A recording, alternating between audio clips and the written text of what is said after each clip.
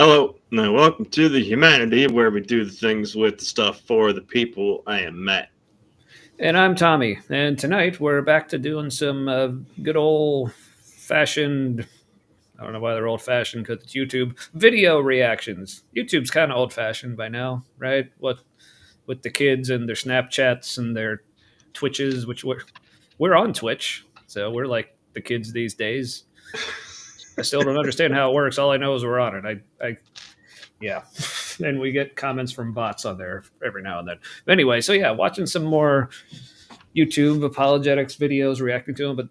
But this time, me and Matt both had this thought independently, so it must be a good idea. We thought tonight we'd react more specifically to videos that are specifically like directed at atheists, either with questions or just Or with there's a one where they gun. get Directed at atheists. Take an aim. we will not be responding to that. Except maybe just by wetting myself. I mean, what? And there's only if we have time, we'll get to one that's kind of it's labeled as an open letter to atheists, but it has a question as like kind of like the main thrust of it. But yeah, well, but so in keeping with our theming, that I think's gone well with us for us this year so far. For the first drink, that will be what we're doing. So, Matt, what is your first drink this evening? I'm drinking Third Eye Scottish Wee Heavy. Ooh. Called Higher Consciousness, because all of their stuff is about meditation and shit. Mm-hmm. Yeah, Wee Heavy. That's one of my old favorite styles. It's an 8.6%er. Ooh. Yeah, if you couldn't tell by the wee in the name, it's a Scottish style. That's like basically just take a Scottish ale and just like make it heavier. But they call it a wee heavy. I still don't really know why. Wee heavy. You also see them called Scotch ales. But yeah, maybe they maybe it's because it's a heavier beer. It's a wee heavy. They're like, is it heavy? It's a wee heavy. Yeah. All right. So yeah, how is it, by the way? Tasty? Or... Yeah, it's better than other Scottish ales I've had. Like it is definitely more of a wee heavy. Because I feel like a lot of the Scottish ales, it kind of tastes like it's like a darker Irish red. Really, if there's not much difference to it. No, but this is earthy and goodness and all that. Yeah. All right. So for my first drink, so I'm still working through that Sierra Nevada Torpedo variety pack that I debuted last week with the Dank Torpedo IPA. So tonight I'm starting with like the original, just regular old Torpedo IPA. But then the second one I have, and of course I'll also introduce it later during the second drink segment. So stay tuned for that. Whoever is actually tuned right now. Is there? So this, like, I'm interested in like what the difference is here because people know Sierra Nevada. It's a California, so West Coast brewery, like one of the classic OG West Coast microbreweries, craft brewers here in the States. This other one, it's their Pacific Torpedo IPA. Now I'm like, you're in California, so isn't this already Pacific? But I guess are they like this? It's very West Coast. I guess I don't know. So I'll drink them like one after the other, do a little comparison, and I guess we'll find out together. It'll be an experience for us. So is it Pioneer, like Pacific Northwest? Could be, or maybe it's like Pacific, like they brewed it like with like water from the Pacific, so it's like gross, bunch of walrus poo in there. Yep. Mm-hmm. Yeah, not much walrus piss in this one, which I appreciate. At least if there is, it's not noticeable. So, all right. So that's So like we said, first drink tonight will be responding to some Christian YouTubers who want to, Why can I not think of words tonight? I don't know. You're supposed to know, damn it. That's what you're here for. My brain's on a tangent about walruses. Only they clearly only evolved enough to just get onto the land. Saved them from the killer whales and shit. Yeah. And then cause I'm like, God, it's just a bunch of ugly fucks with big teeth when they're on the land. Like they're not graceful. It's like, yep. Clearly there were no giant land predators where they evolved. Like mountain lions and shit going down to the beach for a buffet. All right, that's out of my system. Could you imagine? Yeah, that's good. A horror show. Depending on your perspective, obviously. But yeah, so first drink tonight, like I said, what to react to some YouTubers specifically who want to, and I still can't think of the word I'm trying to think of. Evangelize. They're wanting to like talk directly to us, but for some reason my head thinks that there's like a word for that I'm just not thinking of. Address us directly. I think that's the word I was looking for. So we'll we're happy to offer our responses and answer their questions. Like we'll see. I don't know if any of them are actually watching or will watch any of this, but at least for the people, for anyone who is watching, if you're curious, like how would atheists answer this? Or if you happen to be friends with any of these people, you can let them know what we said. That'd be great. And then for second drink tonight, figured people haven't noticed there's quite a bit of current events, like currently eventing. So particularly when it comes to the politics and the government and the Trumpsters, and Elon Musk is apparently can just do stuff now. And also, like, I had some thoughts on just the whole like Christians debating with each other about how Christian is Trump and the Republicans, or are Trump and the Republicans. Also, it's a bit late for that. Yeah. But yeah, so really, I thought maybe before his first term would be a good time for you guys to talk about this. Yeah, among so many other things, I wish Christians could. This means they're figure out. That's signs that their mind is starting to wonder if they've made a big mistake. Yeah, but I think the debate is actually, I don't know if that's really so much. I think it's like the Christians who just never supported him are still more the ones saying he's not Christ-like, but the ones who did support him are like, yeah, he totally is. Or even if he's not, God doesn't care because he wanted him there anyway. So I kind of feel like that's, yeah. So, but I've even seen a lot of like atheists or just non-believers kind of wading into that debate. So I had thoughts on that in particular. Yeah, they're going to win. So. Be like, you realize we have no idea who Jesus, what kind of a person he really was and like what he really said. So like, we have a character and a story that you all are comparing him to. Right. Also, this isn't a theocracy, so kind of doesn't matter. Yeah. But more on that later. But first, like before we get to the vidges, any other quick, I don't know, just general life goings on update kind of things? You don't have to. I was just wondering if there was anything. No, it's just like okay. Just and as far as where my brain is with all the news and stuff, like we get a lot of our income from, not a lot, we get supplemental income stuff, from the government, and just thinking about what will we do if we lose most or all of that assistance. Yeah, that's serious shit, man. Yeah, medicines are expensive, and everyone but Elise in our house, my daughter, takes medicines. Wow. So. I guess hope this doesn't come off wrong, but I'm impressed that she doesn't need medicine with all the. Actually, maybe she still does. I think she still does. Never mind. Yeah. But either way, it's been so long since it got adjusted that like it's like she doesn't take it in my mind. Yeah, it's like, yeah. Uh, yeah. Oh, I guess things going on with me. I think I mentioned this last week. My kids, for my birthday, which was recently, um, they just got me some cash and told me I had to use it towards going to a show. So I did. Last Thursday, went to see Nile because they were here in Cincinnati. Awesome show.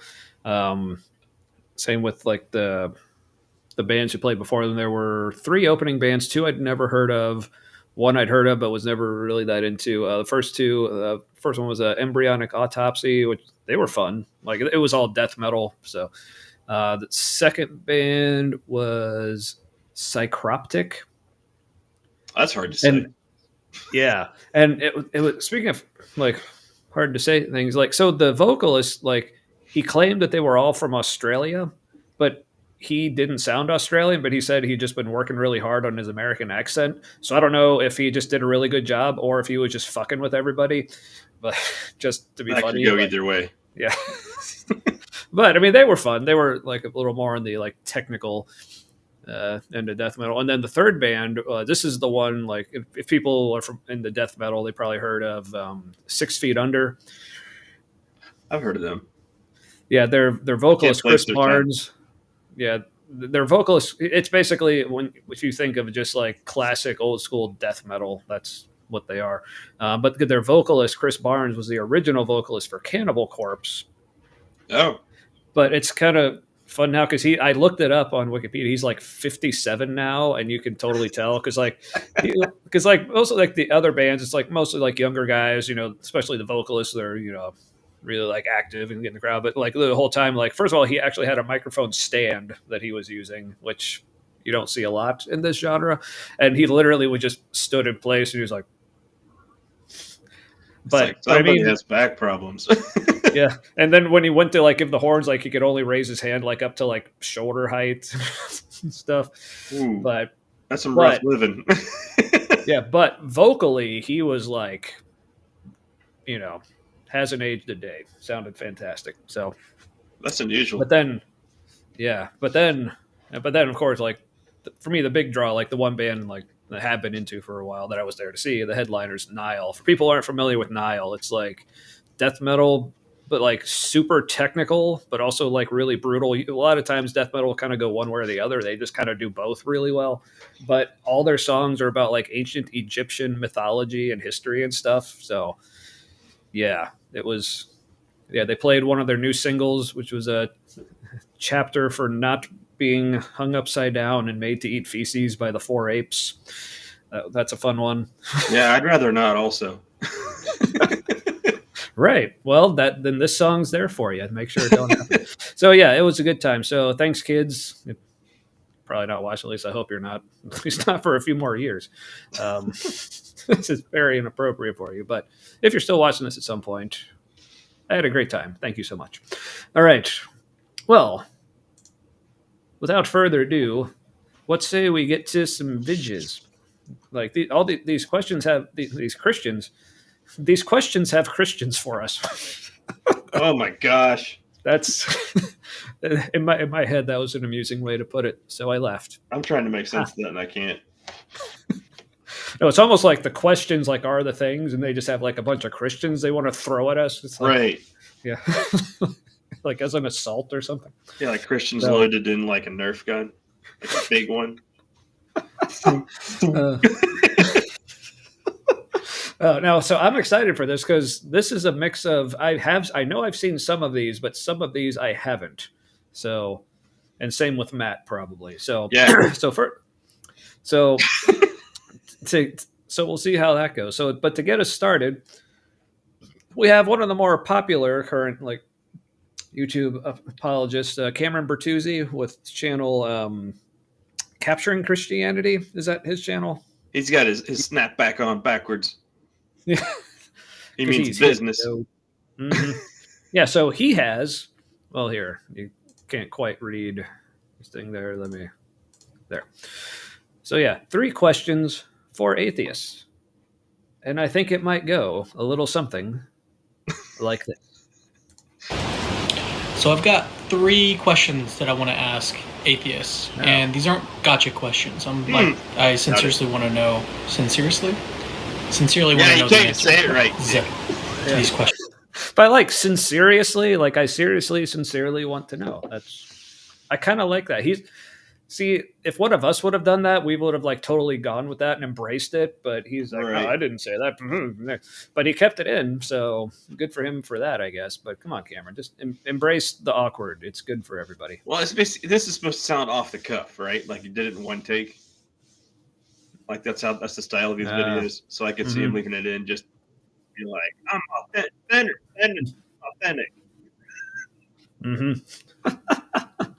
Right. All right. Well. All right. Let's see what these questions are that he's seriously asking. Questions. First question is, do you believe that God does not exist? So you kind of either have that belief or you don't. You either believe that God does not exist or you don't. If you answered yes, I'll say, and this is something I mentioned before here. Let me think with the format for these, we can go this way. Yeah, this works.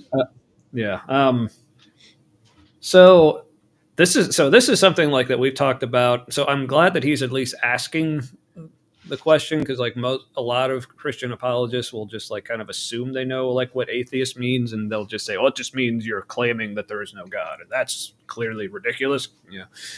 But and then if any atheist says like, "No, I'm not claiming that. I'm just saying I don't believe." Oh, then you're just an agnostic. It's like, well, no, I'm not just an agnostic. The whole like agnostic atheist debate, which I mean, that's one of the things. Like, depending on my mood, I'm either really into or just not into having that discussion. But he at least like is asking.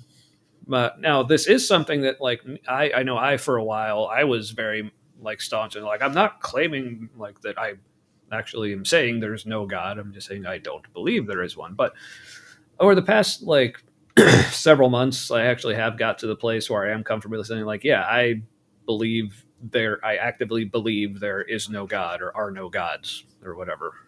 But and so again, it's not saying I'm still not saying I know for sure, but the way I put it is like I feel just as comfortable saying there are no gods as I feel comfortable saying there are no leprechauns or Sasquatch or Loch Ness Monster or whatever. I'm not saying I'm trying to equate for Sasquatch even. Honestly, I'm closer to believing there are Sasquatch than that I am that there are gods. Honestly, but that's still not very close. But yeah, so so I would say like yes, I believe there are no gods or there is no God. However, was he put it? So far for me, it sounds like I'm set up pretty nicely for because this is one I have seen before, and I know like his next questions are like based on like okay, if you answered yes to that, and then it kind of flows from there. But so how would you answer that question though, Matt? Well, I would say no, because I know how he means that. Like his definition of God, I think there's something between. I think there's likely something between the idea of God and ultimate reality. Like understanding everything. There's something between there, and maybe that's just us having like an experience of ultimate reality, and because it's beyond our comprehension, because we're like kind of near the bottom of like universal, like of complexity in the universe, even life forms. So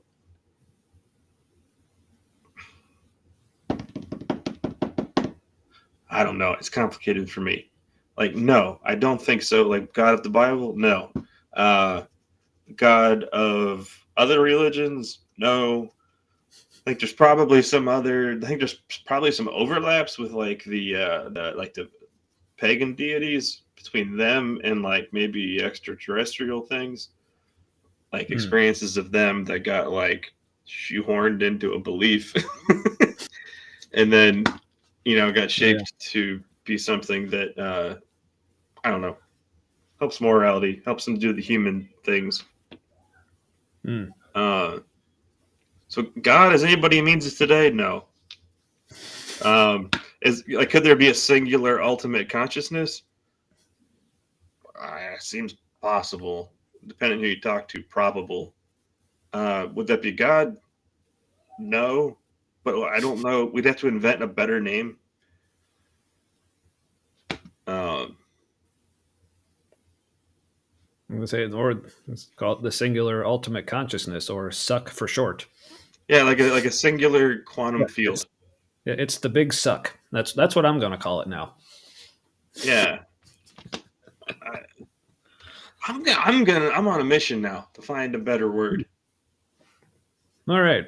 I think it might be a compound word, like a compound noun, where you take, since you can't really invent a new word and like have everybody like know what you mean, you'd have to like put two together. Oh yeah, kind of like how like in the German language, like it's like all nouns are just what, well, not all now, but it seems like what they do a lot of time with nouns is they'll just take all the words and just switch them together into one word, and then it's like 30 letters long. Yeah, the word for we learned German class in high school. The word for safety measures, like the safety pamphlet you get on a plane or something. Mm-hmm. It's Sicherheitsmaßnahmen. Mm-hmm. Yeah, it's like 20 letters long or something. Mm-hmm. Or one of the ones I learned when I took German in college was Geschwindigkeitsbegrenzungseinhalter. Yeah, that's a full sentence. that means cruise control. Yeah, complex things deserve complex words. Yeah, I mean, because also what doesn't help is like just the Geschwindigkeit. Like four of those syllables, just means speed. So and then Einhalter, like the ending, means user, and then Begrenzungs, which is like the middle part, it probably has something to do with like control. So it's something like speed controlled by user or something like that. So yeah, cruise control. But anyway, so to answer Cameron's question, I'd say yes to his question. I believe there is no God. And then you sound like you were saying, like, maybe to the way he's asking it, you'd probably say yes, but how other people might mean it, maybe no. Or no, I you would correctly? say I would say the way you mean that. No, I don't believe that. The way he's asked, knowing his context, I would say no. I don't even like using the word God because of what that means to like everybody who hears it, and that's not what I mean. Mm-hmm. Yeah. I think there's an everything that you can feel a connection to.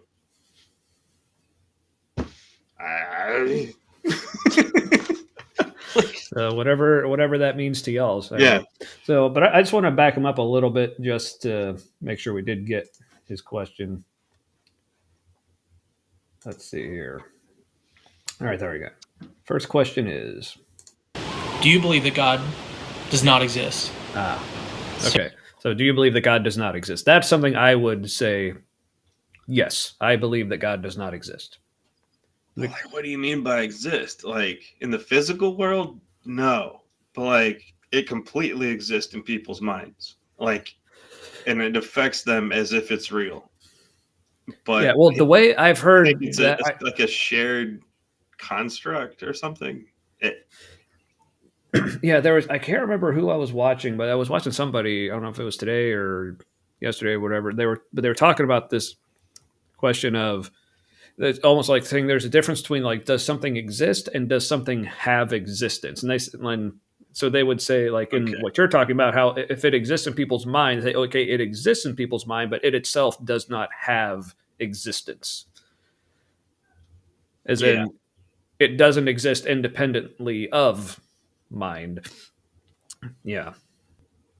But where it does exist, like where that God does exist in people's minds, it has effects like it is for sure the real. Oh yeah, I mean, belief in whatever manner of thing, belief is a hell of a drug. So, all right, well, so now that Also, he worded that. Did that sound weird? Like that phrasing sounded weird to me. Do you believe there is no God? Or no, do you believe that God does not exist? Oh, do you believe that God does not exist?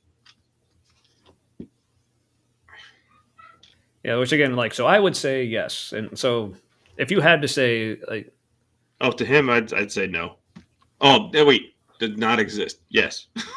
so okay, so you would say you believe. So in the way he's putting it, you would say I believe God does not exist. So meaning like first, like the God he's talking about. You're saying okay, yeah. But first, I would say, okay, if you really want me to answer that, we're gonna need to have a conversation that's gonna confuse you. I would say the short version is no. Yes. Like God, that's worded weird. Yeah. Like, yeah, it's going to confuse you. Not in the Jordan Peterson way that he usually talks about this, or at least not to that extent.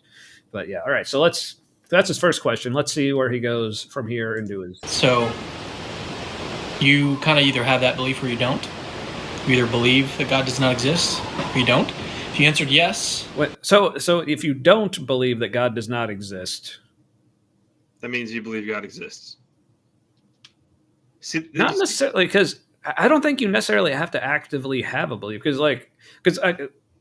here's the thing. Like with me, like, you know, when you talk about like whether it's extraterrestrials or like non-human intelligence that may already be here on Earth, and therefore it's not extraterrestrial, just terrestrial. Like honestly, where I'm at is like I don't believe that they exist, and I don't believe that they don't exist. Like I really am just like purely agnostic on that question. But yeah, like you've got like, what do you have to base it on? Like no firsthand experiences. You haven't like read or watched things really on your own. I mean, so I'm sure if I did look into it as much as you did, I would have much more. There's some weird shit for sure. Yeah. Oh, yeah. Which what little I have looked into it, it's like, that's definitely interesting. But yeah. Yeah. By the way, on top of all the like, just the shit fuckery that's happening right now, later this year we're supposed to get some kind of like, I don't know if it's going to be a singular thing or a series of documentaries, but there's going to be some kind of like reveals about what has been happening with the whole UFO and non-human intelligence stuff. Okay. Yeah. Well, not to interrupt, except totally to. That sounds like an interesting thing for second drink, but I feel like yeah. We've been going for a half hour and we've only got through one question mostly. Damn it, Bertuzzi. So. Well, that's mostly our fault. But, I'm still blaming him. I'll allow it. All right. To that, then you're ready for the next question. The next question is, do you believe in evidentialism? Evidentialism is the view that your beliefs ought to be proportioned to the evidence. You shouldn't just believe something without evidence. Sure. Yeah, but when the question is, do you believe something does not exist? I mean, that's really not a question about do you believe the evidence. It's really more about, at least from where I'm coming from, it's more about the lack of evidence. Right. You know, it's like saying he's being disorienting on purpose, by the way. Or see, I don't know with him. I think with him sometimes it's hard for me to tell if he's like doing this on purpose or if he is just like basically so far up Christianity's ass that he doesn't even realize how like whatever this is, it is. But how ass backwards is but words that question of like basing like a lack of belief on, or saying believing that something doesn't exist and like trying to say, well, you need to have evidence. Like, is that based on evidence? Well, that's like in like a court case. Like if someone's on trial for something, it's like, you don't have to have evidence to convince you that you believe that they didn't do it, or, you know, to put it in his terms, right. Even though that's not really how it's done in court. It's like, no, you have to, the only evidence that's required for any belief of yours is to believe that they are guilty. And if there is not enough evidence to say they're guilty, then you say, I believe they're not guilty. Like, that's an interesting point you had about it. Like, is he just doing Christianity really well, or is he intentionally being I don't know. It's like a combination of like misleading, disorienting. The disorientation thing, I have noticed that people do that when sometimes like pastors and ministers who are talking, they'll mistake disorienting phrases or like strings of logic as spiritual or and deep. It's like, no, that was just awkward as hell, man. Yeah, but it wasn't deep. You just like circular logicked yourself without knowing it. But to you it sounded brilliant because you used enough big words, or sometimes not even enough big words, just enough words. Yeah, but to me it's like an Ouroboros. Yeah, but yeah, it seems like to me like so much of Christianity, specifically apologetics. Picture for some reason of a Christian person like bent around eating their own ass, like a human Ouroboros. Yeah, I think you're describing a William Lane Craig debate performance. But I think it's just so much about Christianity, specifically apologetics, that like logically is just so fallacious that in order to try to present it honestly, and if it's actually is logical, it almost like you kind of have to sound like you're fucking with people in order to like really do it almost. Yeah. Well, how many prayers or like worship songs are like basically "fuck with us, Jesus"? Like, right? Sometimes it sounds like that, like they're being literal, like with that phrasing. Yeah, just remove the with. Yeah. Yeah. So anyway, so it looks like Cameron's given what we're saying some serious thought. So he's really chewing on that. Yeah. So are we? So I guess maybe we should answer this question: are you an evidentialist? If that actually is a word, which I'm still not sure. I think it's only a word philosophers know. So like would you say that if you were? So I guess sorry, Tanner. Go on. No, you were about to say what's in my head. Cool. I was running through his question. Do my beliefs have to be in proportion to the evidence? If it's about a physical thing, yes. If it's about like a sense of how much someone else loves me or I love them, that's more of like an inner world thing. And so like there's physical manifestations of that, but like everybody who's loved someone knows that those physical manifestations aren't good enough. There's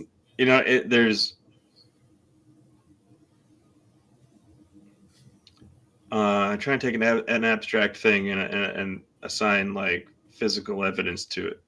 So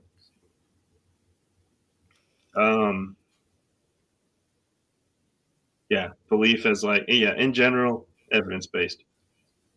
Yep. Yeah. And so I guess where the way he worded the question, where it kind of makes me hesitate a little bit, is like the should part. Because I'm like, in reality, like people can believe whatever they want, or just like whatever they're convinced of for whatever reason. Again, that's all like, can you actually choose what you believe? Or but I mean, like when it comes to beliefs, like I don't know if there really are any hard and fast shoulds. I'm a bit of a nihilist that way, I guess, or existentialist or whatever the people are going to do whatever they would do with their beliefs. So I mean, now personally, I prefer to believe things like on good evidence. So I guess like for the purpose of like this discussion and his question, I would answer this yes as well. So I'm 2 for 2 on yes. So it's my hand. Proportion to the evidence. I think in that case, should is the thing we made up, because the truth is like if the should is like according to like how people automatically are, the way we automatically are is like we believe what we agree with, unless it's something to be afraid of, and then like as a default we'll believe we should at least be afraid of it a little bit, just because if it is a tiger, you don't want to be killed. Right. Yeah.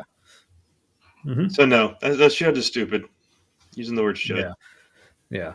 Now, like I said, so I prefer to have the evidence. So, like I said, just I'm willing to, for the sake of this discussion, whatever, to say yes. I prefer to believe things on evidence. Yeah. Right. Let's see. I think most people would say Those are that the first two even if they questions. You answered yes to both of those. Which I did. If you have the belief that God does not exist, and you also believe in evidentialism, you're ready for the third question. And third question is, what is your evidence that justifies your belief that God does not exist? All right. See, Cameron, I already addressed this. Also, that was burden of proof sleight of hand.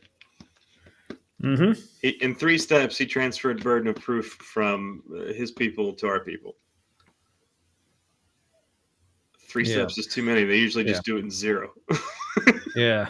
Now, I guess like he might say that might be justified in that, like, if you are actually making the positive statement, like, I believe that God does not exist, then okay. And again, I could see how he might see how that would require, that still holds its own burden of proof. But again, like I mentioned earlier, when it comes to a belief that something does not exist, it's like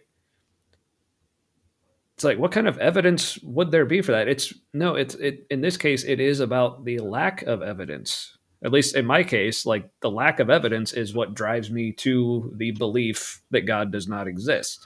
Because based on what they've told me about this God, the Christian God specifically, if he is what they claim he is, then there should be so much evidence that I just don't see. So, like, where did the concept of God come from? It came from the people that believe that there is one. So, for us to say, we don't believe in your thing, like, we don't believe your thing exists, then, like, I think the burden of proof is still on the group of people that are like, hey, God. And then everybody else is like, you mean? And we're both like, but the sun comes up, it goes down, there's plants that do a thing, and like, animals eat the plants, and then we eat the animals and some of the plants, and then just like, even primitive people, with all that, to be like, I don't know, it seems like it all kind of makes sense without like, and then they're like, but where did all that come from? And then primitive and they're primitive people, they're like I don't know. It's just, I've never really cared.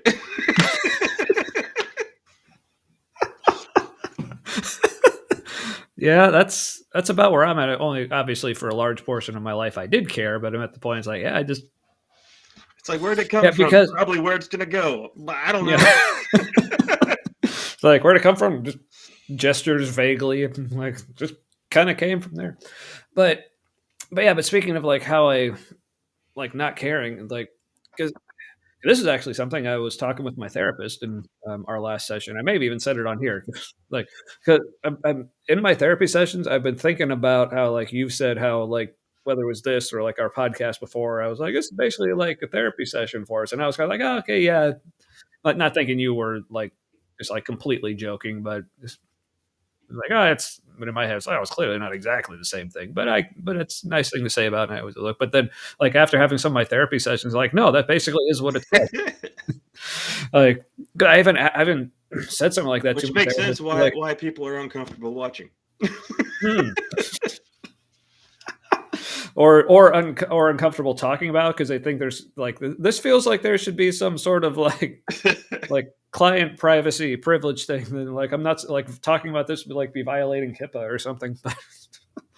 But but the way I told it to her was like, one of the things that like ultimately put it in, like, I guess to kind of borrow some of the old like language from my Christian days, is like when you talk about like what your faith is really in, like what you really believe, it's like what you say doesn't really matter. It's like how you live your life. Like that's what really says what you believe in. And I live my life as if there is no God.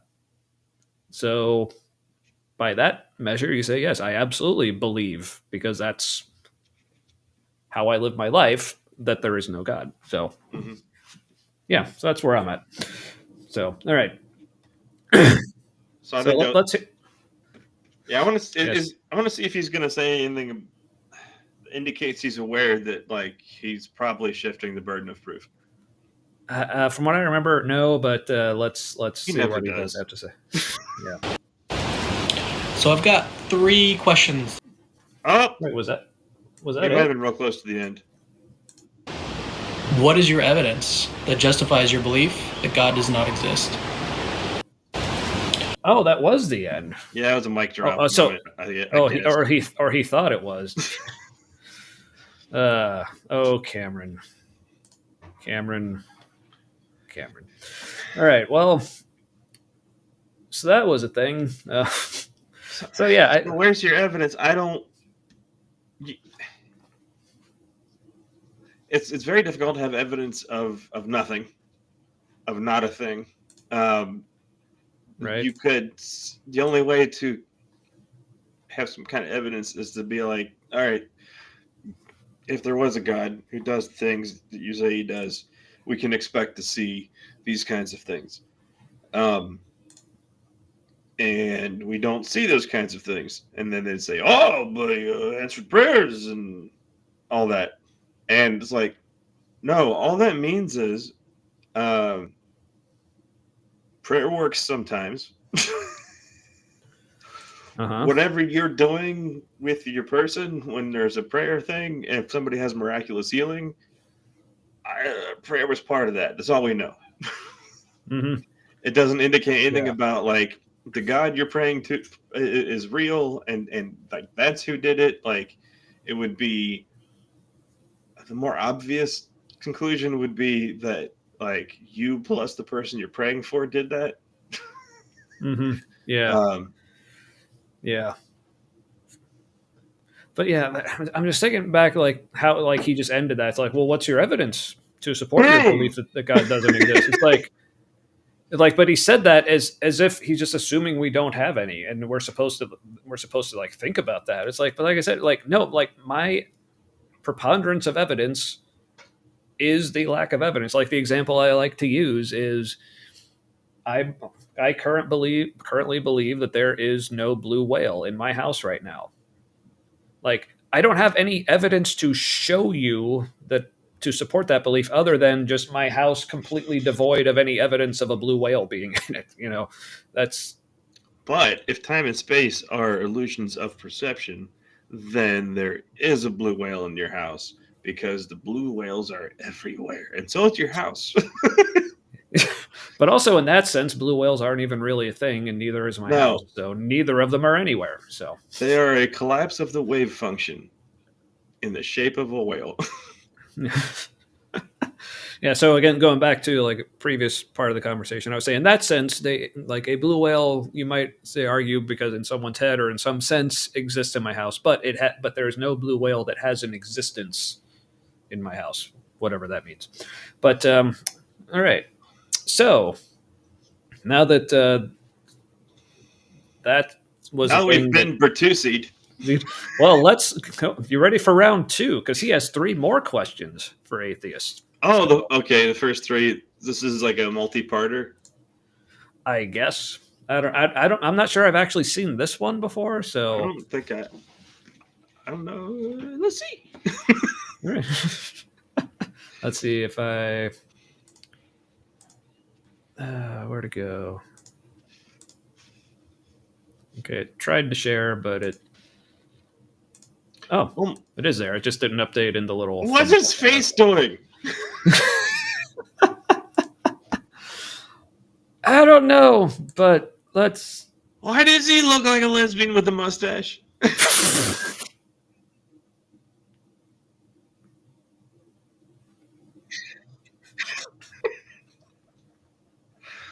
And what's making it even weirder for me is that like his glasses look feminine, and so like I'm like, a lesbian wouldn't wear those. What's happening? Oh, yeah. Is he trying to make lesbians attracted to him? Is that? Let me say it this way: a lesbian with that haircut wouldn't wear those. Hmm. Well, I guess he's not really a lesbian then. Confirmed. All right. I don't. He needs to prove it. Let's hear what he has to say. I do like that now in the back of my mind. I make all his questions I'm looking at now as like him trying to prove he's not a lesbian. So with that in mind, like, that's not exactly poisoning the well. What the hell are we doing to the well with that?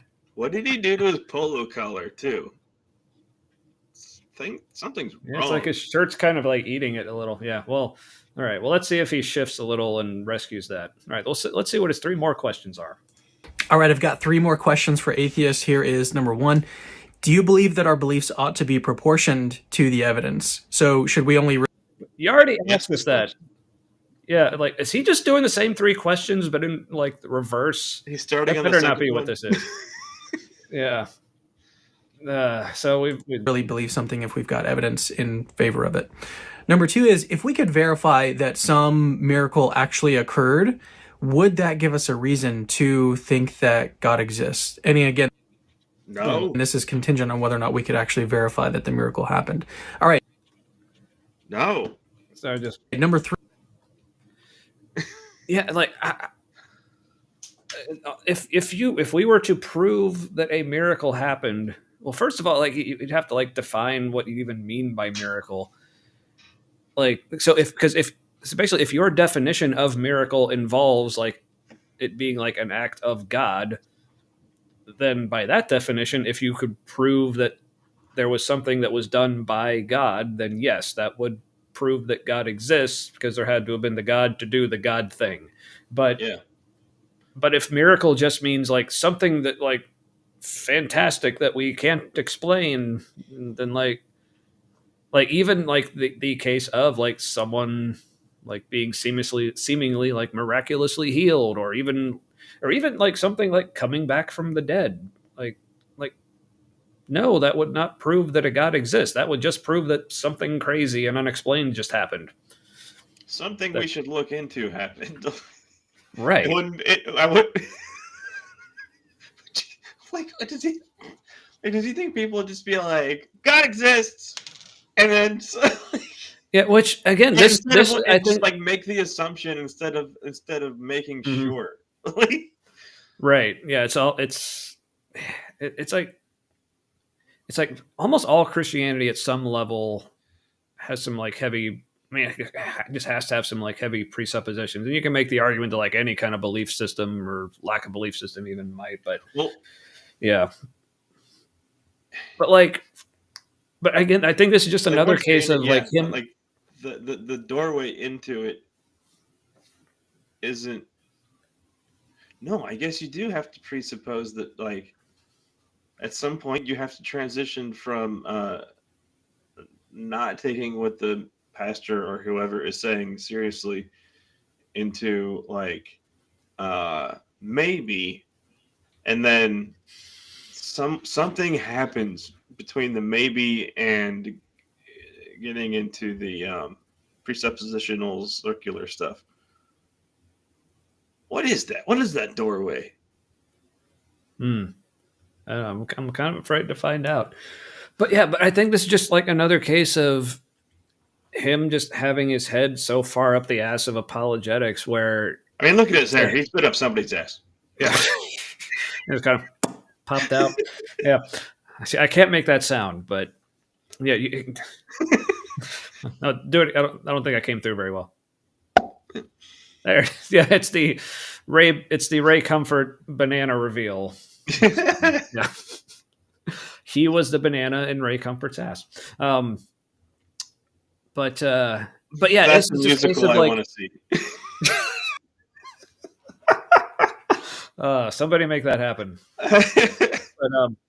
but yeah, it's just a case of him having his head so far up, whatever it has, like where like because like to him like that is convincing, so he's like, so clearly this should be convincing for everyone else because it was convincing for me and I'm a smart person. It's like, Yeah, once that's your story of reality, then anything that you take in, you're comparing to the rest of that story. And so, like, you've shut out the other alternatives. That's not a story possibility anymore. Yeah, so of course everything is either going to be a demon or it's going to be proof of God. Yep. All right. So, okay. So this we've actually got through two questions pretty quick. So first question, I think carry over from the first one. I think we would both say, yeah, I'd like to have my beliefs based on evidence. Sure. Second question, if we could confirm a miracle, would that convince you that God exists? I think we're both a no on that. Yeah. All right. So with the dash of course not. Yeah. So last time it's almost it was like, okay, going into the third question, it's like, all right, he's got us. It sounds like he's really going to nail something. But now he's like, he's already lost us at question 2. I mean, he really and he lost looks us at sad question. about it. Yeah, it's like you know what you did. But it's like here, it's like he kind of lost us. He definitely lost us at the second question, but it's like he almost lost us at the first because it was one of the same ones from the first video where he also lost. But it was a humdinger of a question. I think. I'll ding his Hummer. Little insight into his brain, into like what he thinks is worth all his time and editing to take care of all this. All right, so let's see where he thinks he's taking us next. Number 3, and this is my final question. If you're an atheist that cares about truth and thinks that we should proportion our beliefs to the evidence, but then you also think that we've got this unique way to verify whether or not God exists through studying miracles, how many of the millions of miracle reports throughout history have you actually deeply investigated? All right, All right, I need to hear that last one again because I was stuck in my anger. Yeah. All right. Okay. All right, we're back him up a little more here. Okay, proportion our beliefs to the. I also think that we've got this unique way to verify whether or not God exists through studying miracles.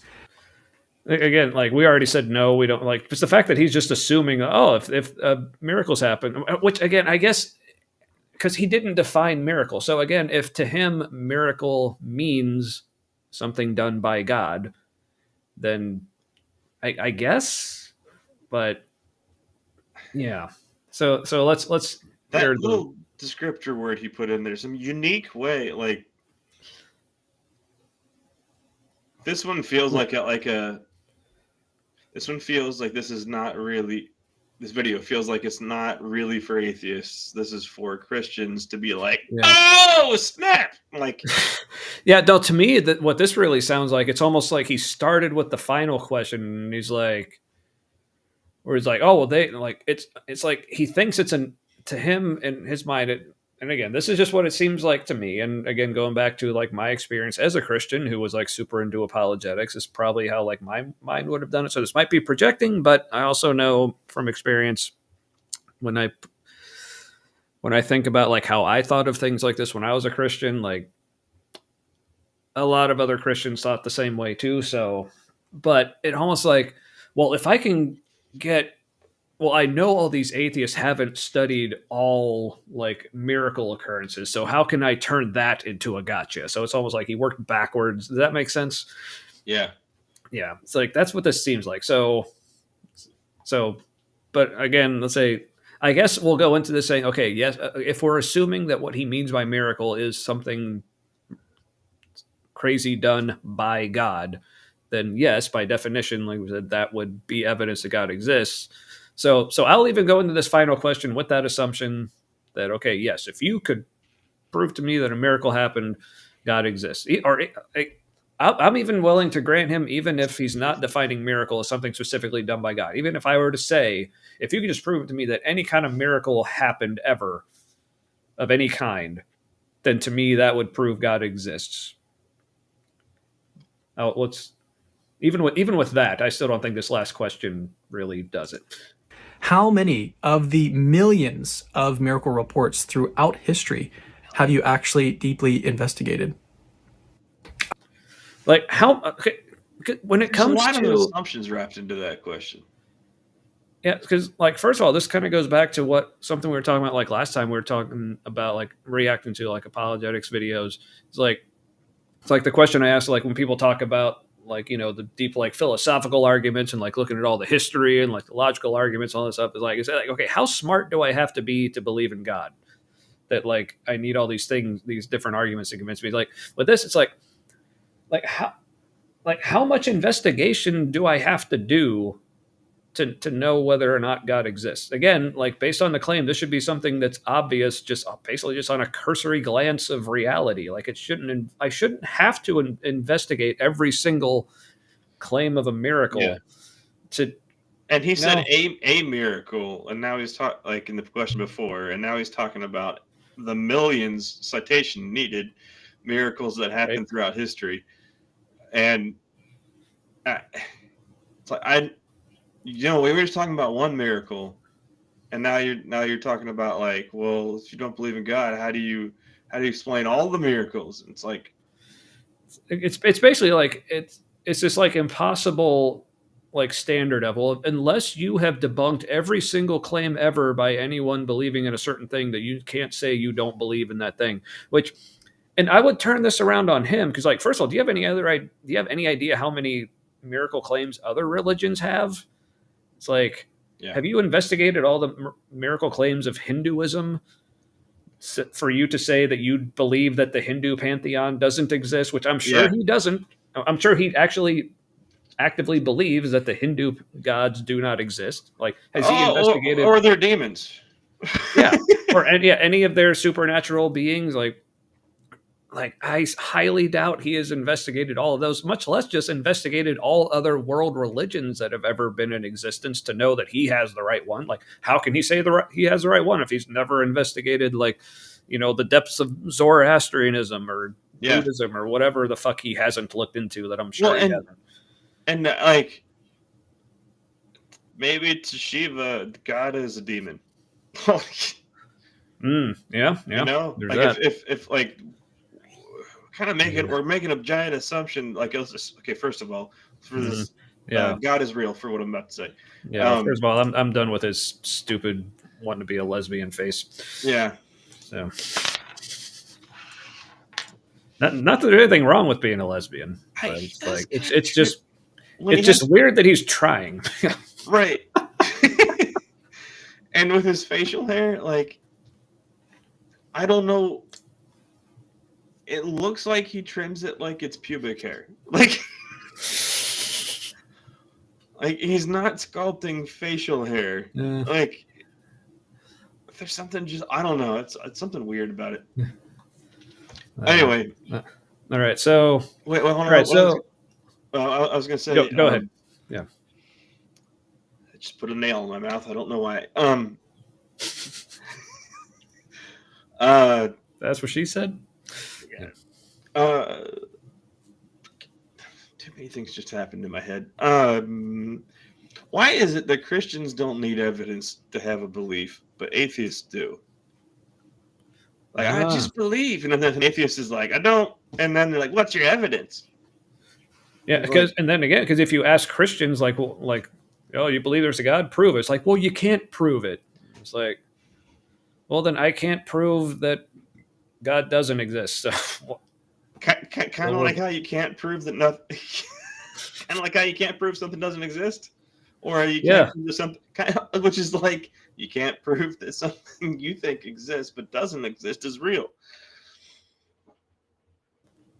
Yeah, it's which again, it's double standards. Like there's it's like what if that didn't exist? You couldn't prove it existed then either. So kind of like catch 22. It's like, yeah, you know what else you can't prove exists? Things that don't exist. Yeah. No, that's a good point. I like that. But with the double standard, like, and everything else about this, like, so I'm going to use that. Somebody says that to me, I'm going to be like, and just see what I think it's a conversation stopper. but in a good way, like Yeah. not like the like thought stopping techniques that they try to use that don't actually stop thoughts. But yeah, so that's why there's a very strong statement about like the whole like Christianity and apologetics and logical fallacies. I've heard by Aaron Ra, he likes to say is all Christian apologetics involves logical fallacies, Mm-hmm. and all logical fallacies are used by apologetics. So it's one of the like I tend to kind of shy away from like strong like absolutist like every time statements like that, but Mm-hmm. yet to find an exception. So He is prone to using those sometimes when he shouldn't.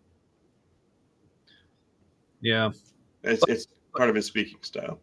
yeah, but yeah, sometimes it's just for effect. But yeah, but in this case, like I think he is like being like completely serious, like he's saying it very literally. And like I said, it's I can't tell him he's wrong, but yeah, Yeah. No, it's yeah. they don't use them all So at once, but like all of it is they consider it faith Mhm. reinforcers. They think yeah, they really do mistake logical fallacies for a deep thought. right, yeah.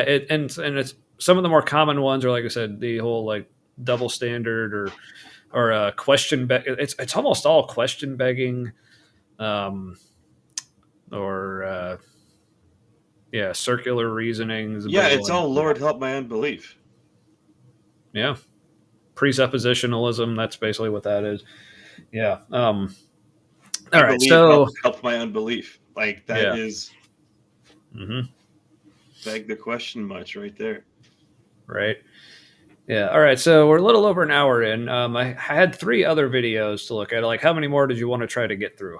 What kinds of these other? What do you think Well, is the best one to do next? I don't know. Okay. Well, 2 of them are pretty short. Okay. These I have 2 other shorts. They're both like less than a minute. One's like 21 seconds. The other is like 34 seconds. But then there's like the longer, like kind of like 5.5 minute, like open letter to atheists from Father Casey. I think we Uh, could.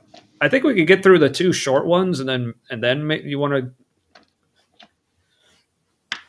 What do you think?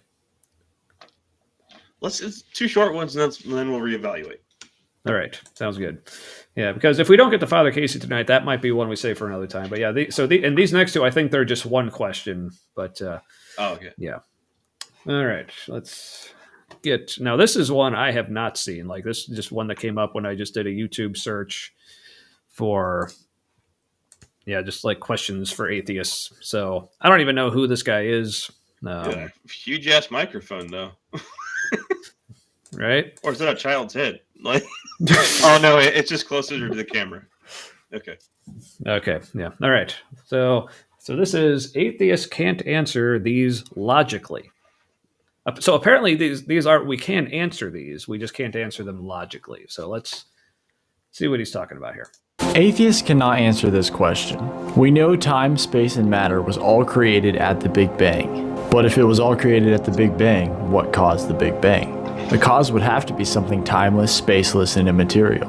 Then the atheist would say, we don't know. So if you don't know, why could it not be God? And if there is no God, why is there something rather than nothing at all? Atheists... Okay, first of all, like, jerk, that was 2 questions. You said... Oh, okay, I guess he said he can't answer these logically. Okay, my fault. I misread it. That's on me. My bad.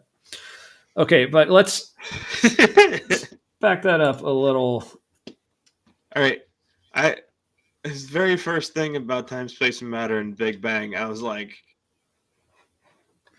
tell me you misunderstand things without telling me you misunderstand. Yeah, what? How's at the Big Bang. I said we know time, space, and matter was all created at the Big Bang. I don't know if No. time started at the Big Bang, but I don't know. This something I honestly don't know if they consider like what was in the singularity. Like, was it considered matter already at that point, or was it not matter until it expanded and started? Well, I think all we know is that, like, in our polyp of reality, like, time began at a certain point, but that doesn't mean time wasn't running somewhere else. Like, our universe could be like the explosion at the other end of a black hole in some like bigger, like scaled up other universe. Mm-hmm. And so like time, space, and matter. No, we literally don't. All we know is we literally can't know anything before the Big Bang. Because if that's when time started, then even saying before the Big Bang doesn't even really make sense. Right. If there was no time, there was no before. Yeah. Yeah. And the only way we would know like about like before the Big Bang is if a being or something we can communicate with that exists like above, outside, whatever, scaled up, the fractal above us, is like, yeah, this is how it is here. And then, we would need a perspective beyond or before the Big Bang to tell us that. Because all we have to work with is literally the evidence of the Big Bang. Now, quantum physics and like quantum field stuff, we're looking into that now, and so like we can, and what it looks like with that is that like the Big Bang was kind of like the collapse of like a like universe scale wave function. Yeah. So, which means that like this is as real as a quantum field. Like which means like the like physical existence. It's as ethereal as a quantum field. Like this distinction like between the two, or like something began. It's like, no, as far as we can tell, these like energy cannot be created or destroyed. Like this is all visible, solid energy. If it can't be created or destroyed, then it looks like there wasn't a beginning. Energy always has been. Yeah. So yeah. So I mean, I guess like to be fair, like, and balance. But he says, well, atheists can't answer this logically. He's like, well, yeah, well, if you can't ask a logical question, then no, I'm not going to be able to answer it logically. But that's the fault of the question. But here's like, but the follow-up question, that's what really got me. But if it was all created at the Big Bang, what caused the Big Bang? The cause would have to be something timeless, spaceless, and immaterial. And the atheist would say, we don't know. Correct. Or we'd say, no, it doesn't. Or I would say, or it's like, we don't know what caused the Big Bang, or if that even makes sense. Like, but yeah, honestly, so yes, I'd say that's how you would answer this question honestly, is to say you don't know, because like I don't care how firmly the Christian believes that God calls all this, like whatever it means to know something, I don't know how you can say that you know that. You believe it, you may believe it very strongly, but I don't know by what definition of knowing you can say that you know that happened So we don't know there was anything before the Big Bang. And if everything is time, space, and matter, like he just said, then and you want to say God is timeless, spaceless, and immaterial, then you're saying God doesn't exist. Essentially, yeah. Or God does not interact whatsoever with anything that happens in our world, because physically interact with it, like I can't poke my microphone, right? Unless both the microphone and my finger are both physical. So yeah, but to interact in our world, God would become timeless, but time he would become time, space, and material. No, but you see, Matt, God can just do that because special pleading. So Right, he's like in our world, but not of it, just like we're supposed to be. And it's like, what does it even fucking mean? And yeah, it's like oh yeah, one of the analogies like this is people use that like annoyed the shit out of me. It was like they'd say like, well, can a painting enter his paint? Can a painter enter his painting, or can an author enter his book or his yeah, if story? he paints himself in the painting. Yeah, or the way like okay, you're using like various like how do you know that that's the situation? Like like you're neglecting a few other like How do you know the painting isn't the painter? like or let me get where I'm going with this. Okay. As another example of a person doing a thing, it's like a builder can enter his building. Yeah. A boat maker can enter his boat. It's like just because it's like this to me is like one of those instances where someone thinks, well, just because they came up with an illustration, they think it actually proves anything. It's kind of like you can't put 3 dimensions into 2 dimensions. I think that's yes, but then my other it's like a categorical error, and they thought it was deep. Yeah, it's like so. Like, how do you know the relationship between God and us is the painter and painting, or author and story, and not builder and building? Like, because this seems like reality is a physical space. Like, it's not just an imagination, like or words on a page or whatever. It's a physical space, and people who make physical spaces can enter those physical spaces. So, but that's why God can enter our hearts, Tommy, because He made it.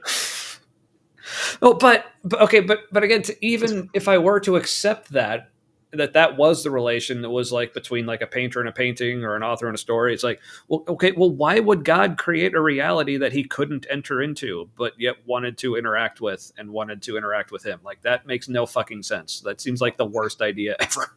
Well, it sounds hard, and maybe He needed the challenge.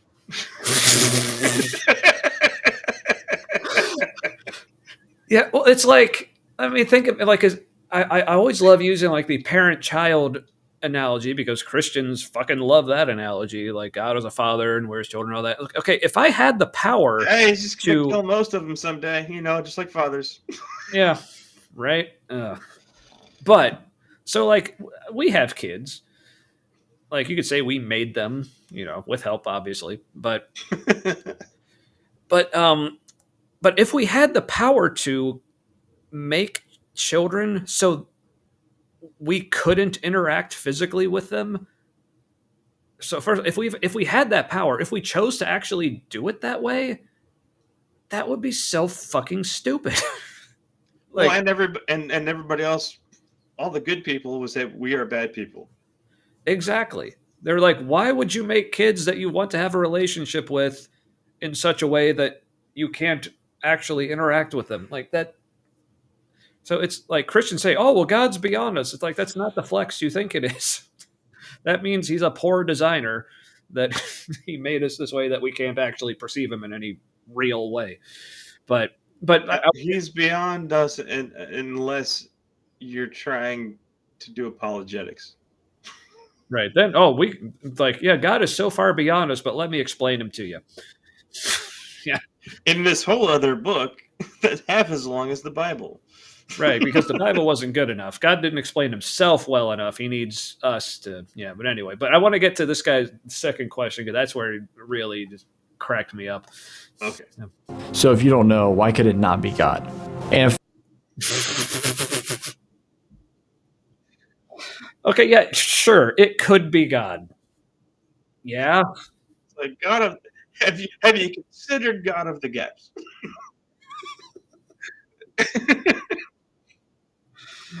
Like that's just why I don't feel bad for pausing him on this particular facial expression. So. It's like, have you considered if there is no God, why is there? Sorry, say that again. It's like, have you considered there is no gap? It was always God. In that gap, it was always full. Yep. The gap in your heart is imagined. God has always been there. Like, but you feel good stuff. It's like, okay, that's, I don't know, that's neat that like it really helps people to hear that. And like, Yeah, This I means we guess. figured out language really good.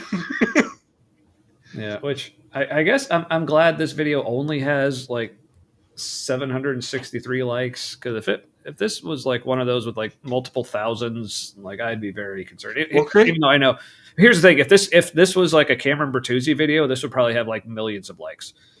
So, well, all right. So what Christians do, like the online Christians who look at apologetic stuff, they do seem to have this thing where like number of likes is directly proportional to the number of books behind your head when you're talking. I noticed that from the beginning. He's only rocking a 2-foot bookshelf. Yeah, and it's not even full. Like, right, a lot of empty space. Well, he put them all up the top so we could see him. Yeah, well, and it looks like it's like mirrored, so like you can't even read the titles. But anyway, so let's. I want to let this guy finish. And if there is no God, why is there something rather than nothing at all? Atheists cannot answer this question. We know time, space, and matter was all created at the Big Bang. But if it was all created at the Big Bang, what caused the Big Bang? The cause would have to be something timeless, spaceless, and immaterial. And the atheist would say, we don't know. So if you don't know, why could it not be God? I mean, if that's your strongest case, like, well, you can't prove it isn't. It's like, okay, again, but like we said, like, given the nature of this God you're proposing, there should be your argument should be stronger. Like, well, you can't prove it wasn't. Like, okay, sure, fine. But the way he phrased that, like my mind, it's second time through, like quickly went to, well, then what caused God? Because but they have answers for that too. But yeah, well, God is the uncaused cause. It's like, okay, we have that in science too. It's called energy. Yeah, well, it's basically that's just it's just how they've defined. Well, we've defined God as being uncaused, so therefore it's like, okay, well, you defined him that way, but like on what basis? Did God ever define himself that way in the Bible? Shrug emoji. Yeah. All right. Well, let's. Yeah. And if there is no God, why is there something rather than nothing at all? Again, we don't know, and neither do you. Look, we don't even know something isn't nothing. Yeah. In fact, it's looking a whole lot like everything is nothing.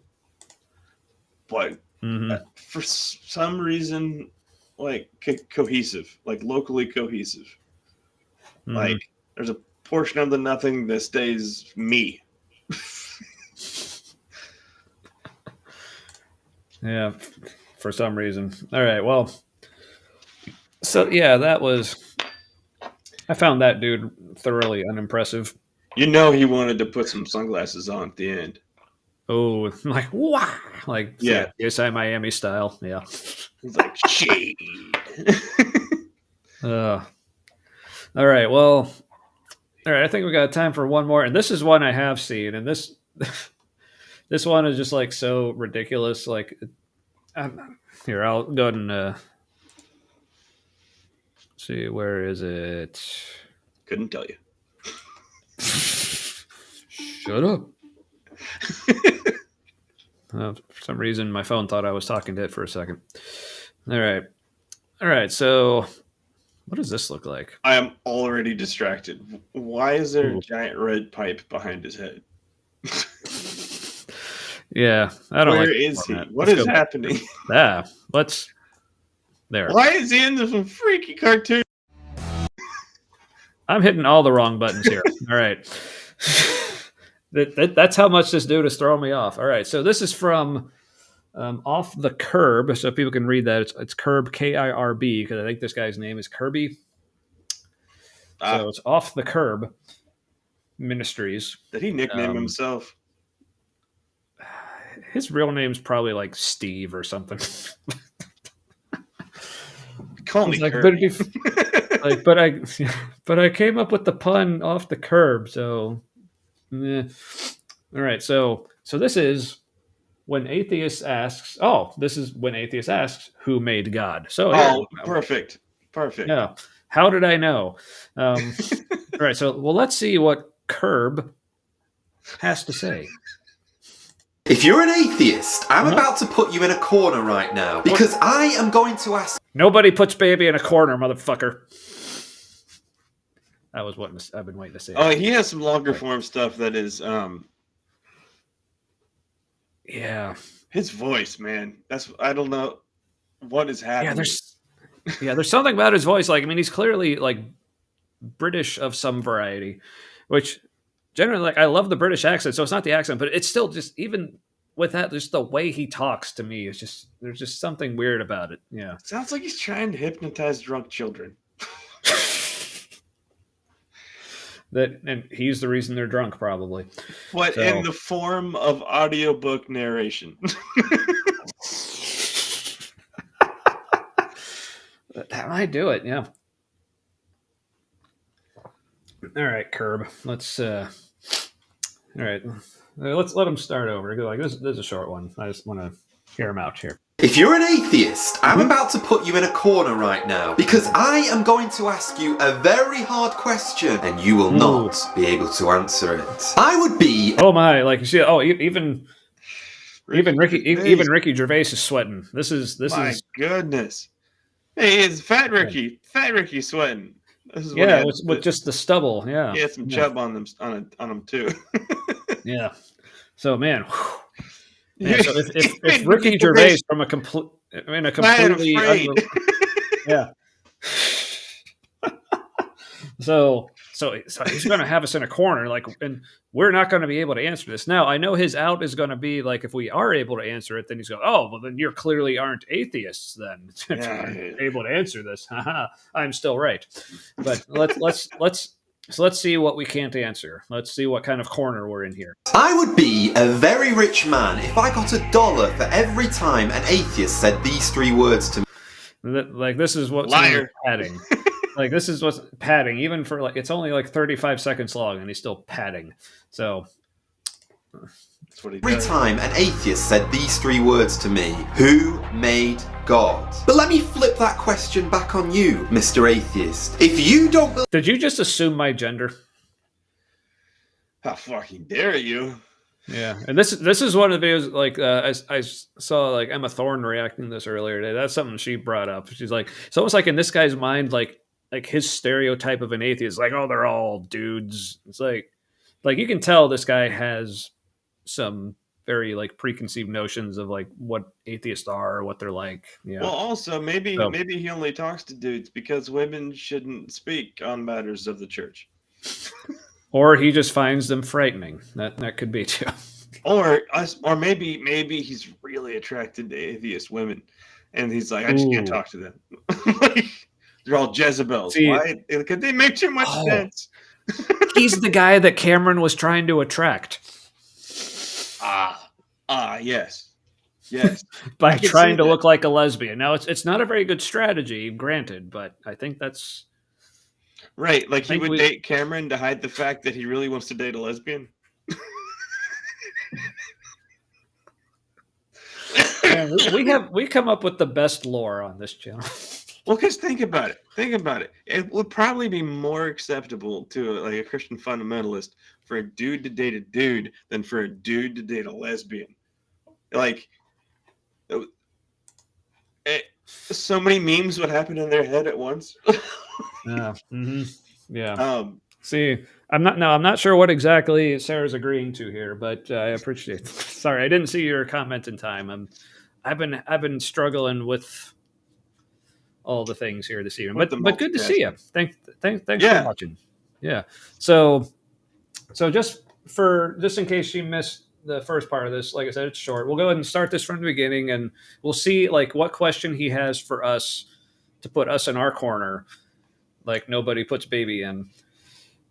If you're an atheist, I'm about to right now because I am going to ask you a very hard question and you will not be able to answer it. I would be a very rich man if I got $1 for every time an atheist said these 3 words to me. Who made God. But let me flip that question back on you, Mr. Atheist. If you don't believe that God created you, the only other logical conclusion you can draw is that the universe created you. So if you believe that the universe created you, who created the universe? If you're an atheist... Wait, why is it a who?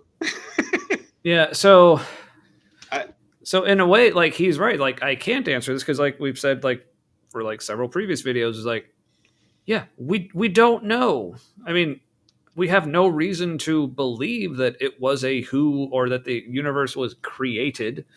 Yeah. So again, this is so much like question begging and It's like presuppositions. It's like, you can't prove I'm not God, and I'm not making you say this to me.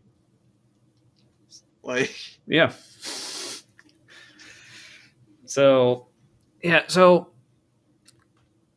again, like, yeah, these people, when they say, "Well, atheists can't answer this," it's like, yeah, you're right, because that's a dumb fucking question. So it's like I could say, like, well, Christians can't answer this. Like, what does purple smell like? Huh? Can't answer that, Christians. It's like of course, because that's a stupid fucking question. I mean, I could also ask them, like, again, like, if you ask who created God, like, they can't answer that either.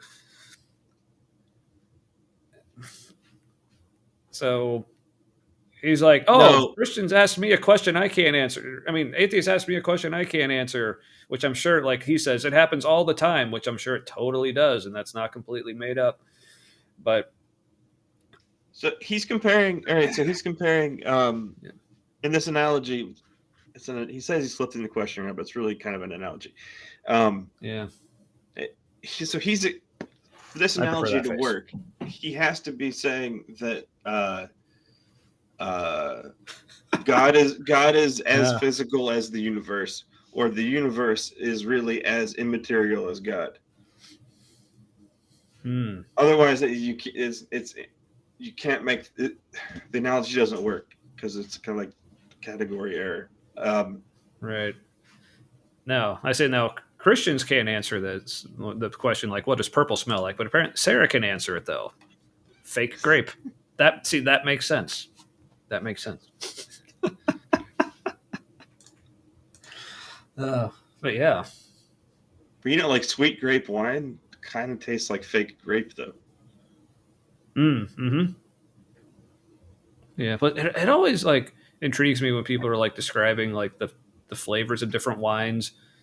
And it seems like they'll use, like, every fruit in existence except grapes to describe what it tastes like. Well, right, you can't say grape. It is a grape. You're like, yeah, but then they'll say, but what gets me is, like, when they'll say fruits that I've never even heard of. Like, I remember, like, seeing a wine that said it tastes like stone fruit. It's like, I don't even know what the fuck stone fruit is. So it's saying it tastes like that does nothing for me. But I think it means cherries. I think it's a fancy way to say cherries. Because they have pits in them. Yeah, that could be. But yeah, but I guess that's why. Yeah, no longer being a Christian helps with a lot of things. Answering my dumbass questions is just one of them, including understanding Christianity. Like, right? Yeah. Oh, absolutely. Yeah. I learned a whole lot more, like, on my way out than I did when I was in. Mm-hmm. Yeah, or my favorite is, like, when Christians say, like, "Oh, you're an atheist." It's like, well, have you tried like really reading and studying the Bible? Really reading and studying the Bible? It's like, yeah. How do you think I became an atheist? So that's our friend here maybe needs to go back on the curb. I don't know. Is that a thing? It's like, have you considered me not answering the question? Like, that's what he did. Yeah. Which is also kind of like shifting the burden of proof. It's like the burden of answering. It's like, oh, you can't answer that either. It's like, right, but I'm willing to say I don't know what was before the universe. Mm-hmm. And you're not. See, that's what you call intellectual honesty. So, It's like, what was before? Something. Like, it. Or the universe is just eternally cyclical, and it's less of what was before the universe is a nonsense question. It could have been the universe. Could have been could have been now going in reverse, like an up and down and a wave. Mm-hmm. Mm-hmm. Yeah. So, Hey, hell, we don't know. This is we don't know. We're not going backwards right now. we don't know what. We're not going backwards right now. We don't know like the order of things doesn't really go down. For some reason, like your, at least on my end, your audio kind of garbled a little bit. Like at the same point, like both times, like while you were asking the question, I heard everything else except the questions. Man, must have been deep. Yeah. So sorry. At least for my benefit, anyway. Ask again. What was? I don't remember. Like the universe could be eternally cyclical. We don't know that like now isn't the way we think time goes isn't really time in reverse, and we're living on the reverse slope, and like everything moves really from death to life instead of life to death. I mean, like our version of the afterlife is that death going to life. Is it? Could that be an awareness of the other flow of time? Now, and this could be like a completely nonsensical illustration, but I mean, based on what we've seen tonight, I'm kind of in the mood for it. So our perception of time is that it's moving in a certain direction, but also you got to think like the way our eyes work, it actually takes in an image upside down and then flips it. So how do we know our brain isn't flipping the direction time goes? Yeah. Answer that, everybody, please, because I would really like to know, and I'm scared. Or all right, so Hold me. If all there is this universe, it's not like there's no bigger thing than this universe. Okay, then like and all we have is the energy in the universe. That's all we have to work with. And so instead of like the it's more like the big expansion. It's not really a bang, but like the Big Bang spreading out. The Big Bang was kind of a derogatory term someone came up with to kind of So if whatever, the universe is all we have to work with,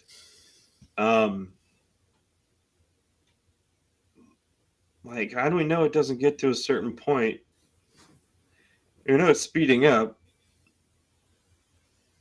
But how do we know it doesn't get to a point where like it stretches out as far as it can go, and then then everything goes in reverse, like time reverses, and then it big bangs out again, and maybe that like the deja vu is like tapping into like that singular consciousness, like that awareness that like this has happened many times before. Because with deja vu, like for me, when I have deja vu, it's not just that like I like, oh, this has happened before. I'm like, oh, this has happened many times before. Yeah, I get that feeling too. Yeah, because I know that is a legit theory. I don't remember what it's called, but the idea that the universe like had like before is going through cycles of like expansion and retraction, Yeah, but yeah. So another comment here.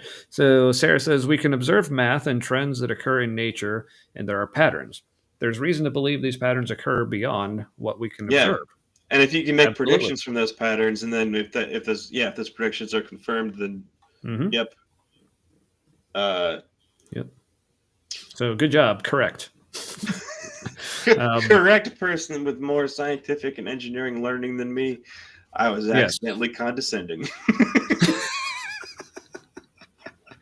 No, but like legit, like Sarah's a friend of ours from back in the old college days. Yeah, she knows some shit. But as far as like reason to believe that the patterns occur beyond what we can observe, it's like, see, that's what you would call like that's where like would like even for non-believers, belief still like comes into it, but it's like.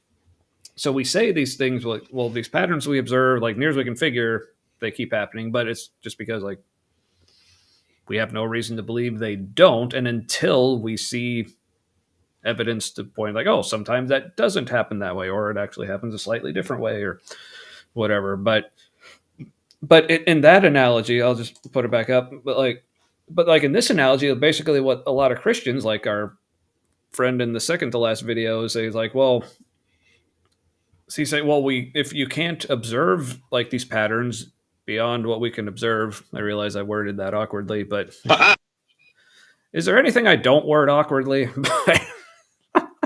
But he would say like, well, then you can't say that they don't happen different ways beyond what we can observe. So therefore, I'm perfectly justified in saying they do happen different ways beyond what we can observe. It's like, I mean, yeah, if you want, but mutation. Yeah, which again, I maybe lost what exactly that was referring to. My apologies. But I just like going, mutation. Because that's the thing that happens.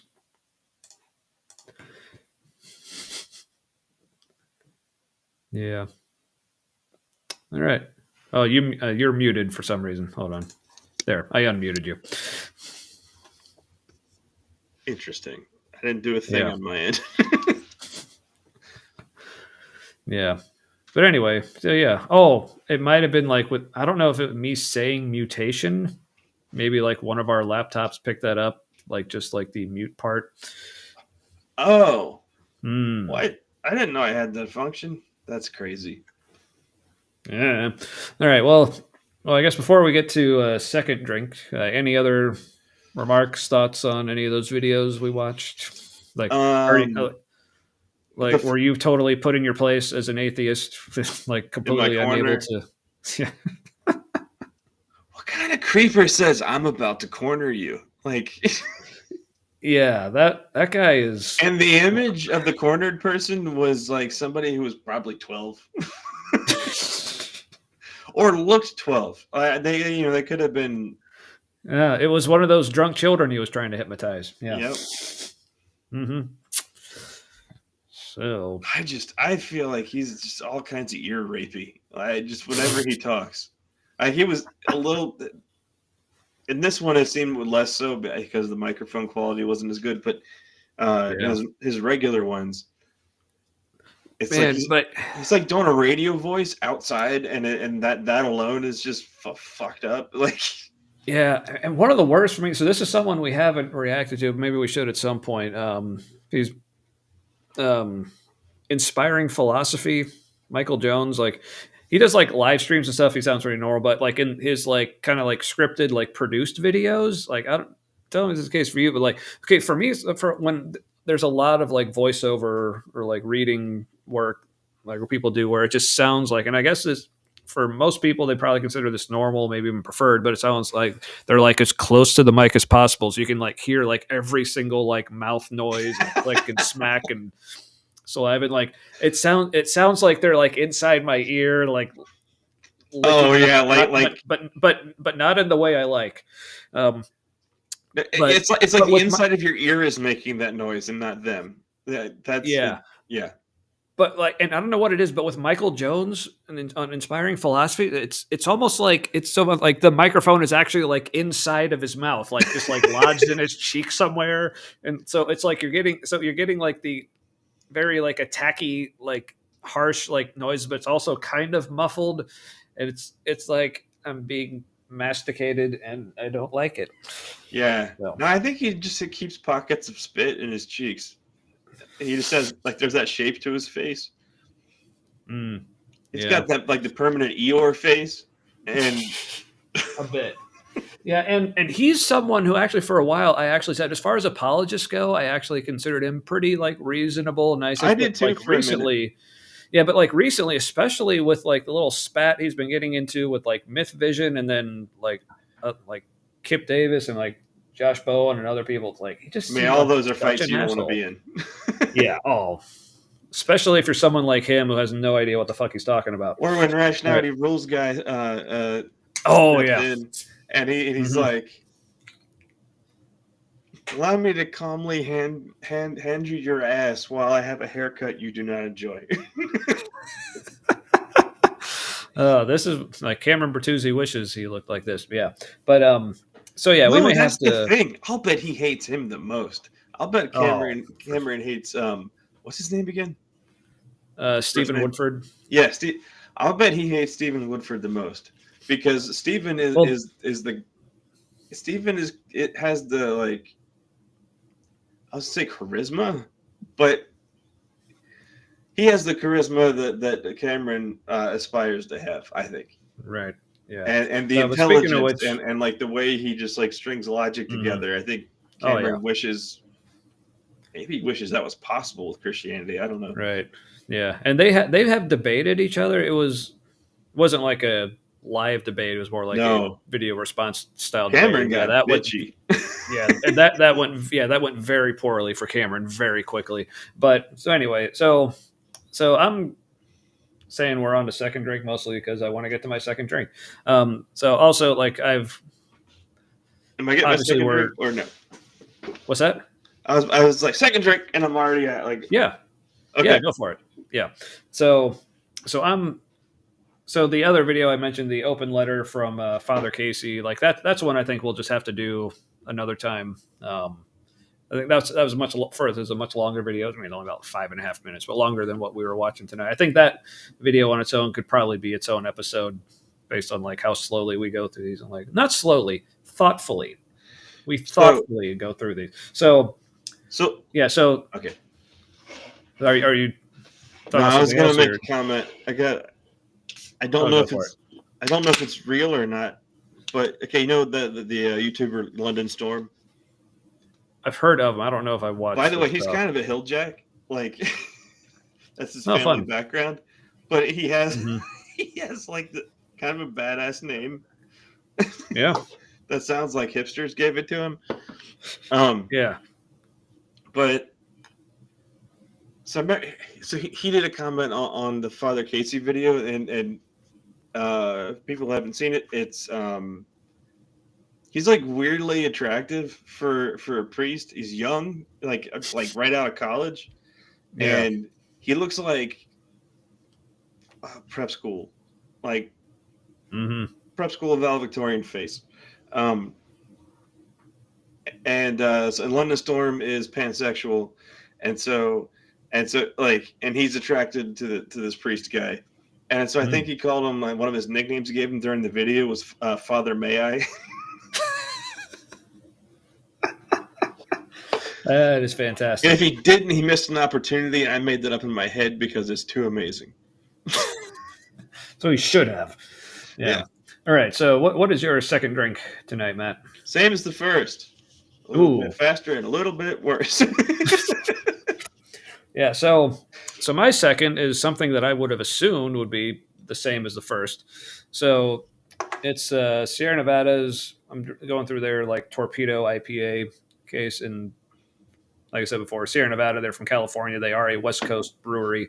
So the first one I had was just their original Torpedo IPA, but this one is somehow their Pacific Torpedo IPA. I don't know how you're more Pacific than their original one that was made on the Pacific Coast, but the Sierra Mountains are more inland, right? So maybe this one is like maybe beachy. Yeah. Well, I'm trying to like, where are they? Well, they're in Chico, California. I don't know where that is. Oh. I know from Chico. But anyway, so we'll see. So I'm going to see like Matt, what's his name on Heretic Happy Hours? Is he from Chico? Maybe Originally. I don't know. But yeah, so this one, so I can tell like right away the difference. It's a lot lighter in color. The other one was much more of a like darker amber. This one's kind of like the paler. Yeah. I gotta get an IPA glass. Yeah, these things are nice. So I just need more of them because like any more like IPAs is like all I drink, and I only have 2 of them, so I have to like wash them a lot more often, which is annoying because I hate washing them. But do you have a dishwasher? I do. Yeah. And it works very well. It's one of those weird things. Like when I first bought the house, it was leaking, but it was like, so first of all, might have been like where like the supply line or like the drain hose, like maybe like the gasket was like, deteriorated or something was loose, but like no, it wasn't from any of like the hose like connection or anything. It was just like from something internal or whatever. It's like, oh, that sucks. So but I still don't want to hand wash stuff. So I just like, and it wasn't like leaking like profusely. It was just like very slight drip. So I would just had an old towel I would just shoved under it every time I ran it. But then one day it just stopped. Like, yeah, you had enough crud build up in the holes. What's going on? Yeah. Good. Yeah, it's self-sealing. All right. It's magic. So anyway. That happens with other plumbing things sometimes. And other ones I need to have you come and replace my toilet. So I don't know if it's a thing. But when I said second beer, same as the first, a little bit faster, a little bit worse. The reason why I say I don't know if that's a thing is because it was on an album we listened to when I was little, and I think it was like a Disney weird, like Disney. It's called Going Quackers, and I think on that album, every time each verse would just be repetition of the first one, but faster, kind of like dueling banjos. Yeah, it's like I remember verse, same as first, a little bit faster and a little bit worse. Yeah, I remember like in grade school we sang a song. It was called Fried Ham, and that sounds familiar. Yeah. Yeah. So that's anyway. So so for second beer tonight, we're thinking talk about some current eventy type things that are going on, because at least here in the States, with like, you know, the new administration and all the different bullshit going on, it's like I'd say shit hit the fan, but it's more like shit hit a fan made of shit. It's hard to tell like where does the shit end and the fan begin or whatever. The shit show is having shit shows now. Yeah, so it's a turducken of shit shows. Eat it, you'll love it. Force fed all this. Yeah, see, cause that's what it is. It's chicken shit inside of a duck shit inside of a turkey shit, or whatever the order is. Yeah. So which direction you want to go? Grenade.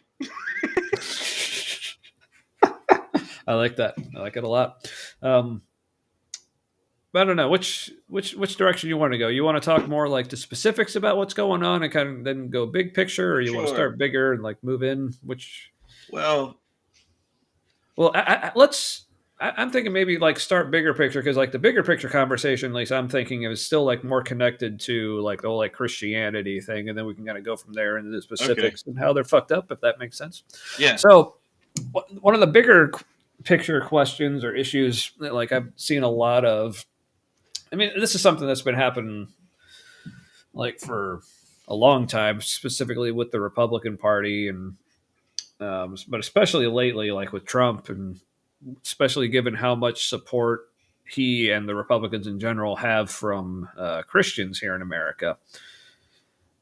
But then like the more progressive Christians, whether they're progressive in their Christianity or progressive in their politics, or both usually, so basically there's just this big internal argument within Christianity. Is like, you have the Christians on the left saying like, well, Trump isn't actually following the teachings of Jesus, but the Christians on the right either saying like, oh, he actually is being like very godly and biblical, or they might, even if they admit that, okay, him in his personal life, yeah, he's not really acting very Christian, but God is still using him so clearly, because like, look at all the great stuff he's doing. And and I've even seen like atheists or non-believers. By the way, most of that a lot of the details around that great stuff they think is happening is false. Right. Yeah, there's that too.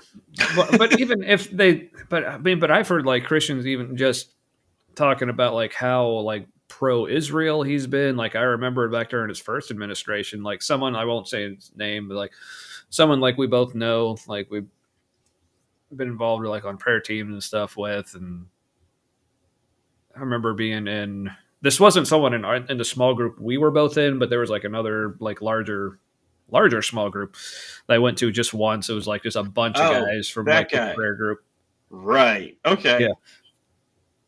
Like, here, type in the private chat who you think it is, because I want to make sure. But I don't even remember his name. But well, here, I'll just type his name on my end. Oh, I know. I remember his last name. Yeah. So, remember him? No, you're typing. So, but all that to say, like, oh, I don't know who that is, but But you also Anyway. went to his thing and you were like, "This is weird. I'm gone." oh yeah, that guy. Yeah, no, this is a completely different thing. But this one was like actually much more chill. But I remember like this was during Trump's first administration, and he was like literally like starting to be like in tears talking about how awesome it was that Trump like was wanting to move the U.S. embassy in Israel to Jerusalem, and like how this was like so in line with like prophecy and everything. So he knew you would cry, and that's a big part of the reason he did it. Yep, he did it just for you, buddy. Because he knew that you would suck his pretend Christian dick. Like yeah. No. So I guess so Sarah kind of like frames it well here. So Christians on the left trying to follow Jesus' teaching. Christians on the right trying to make a national religion. Kind of doing the same thing in different ways. Like in a way. And now again, this is one of those ways sucks, by the way. Right?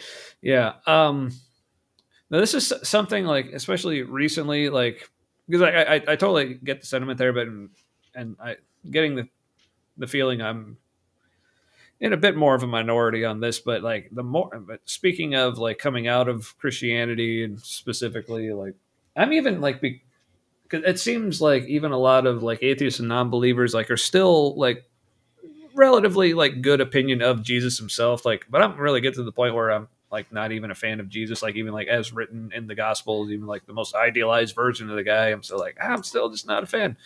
But I think there's honestly not much in there to. He's not a very well fleshed out character, so there's not a lot to emulate.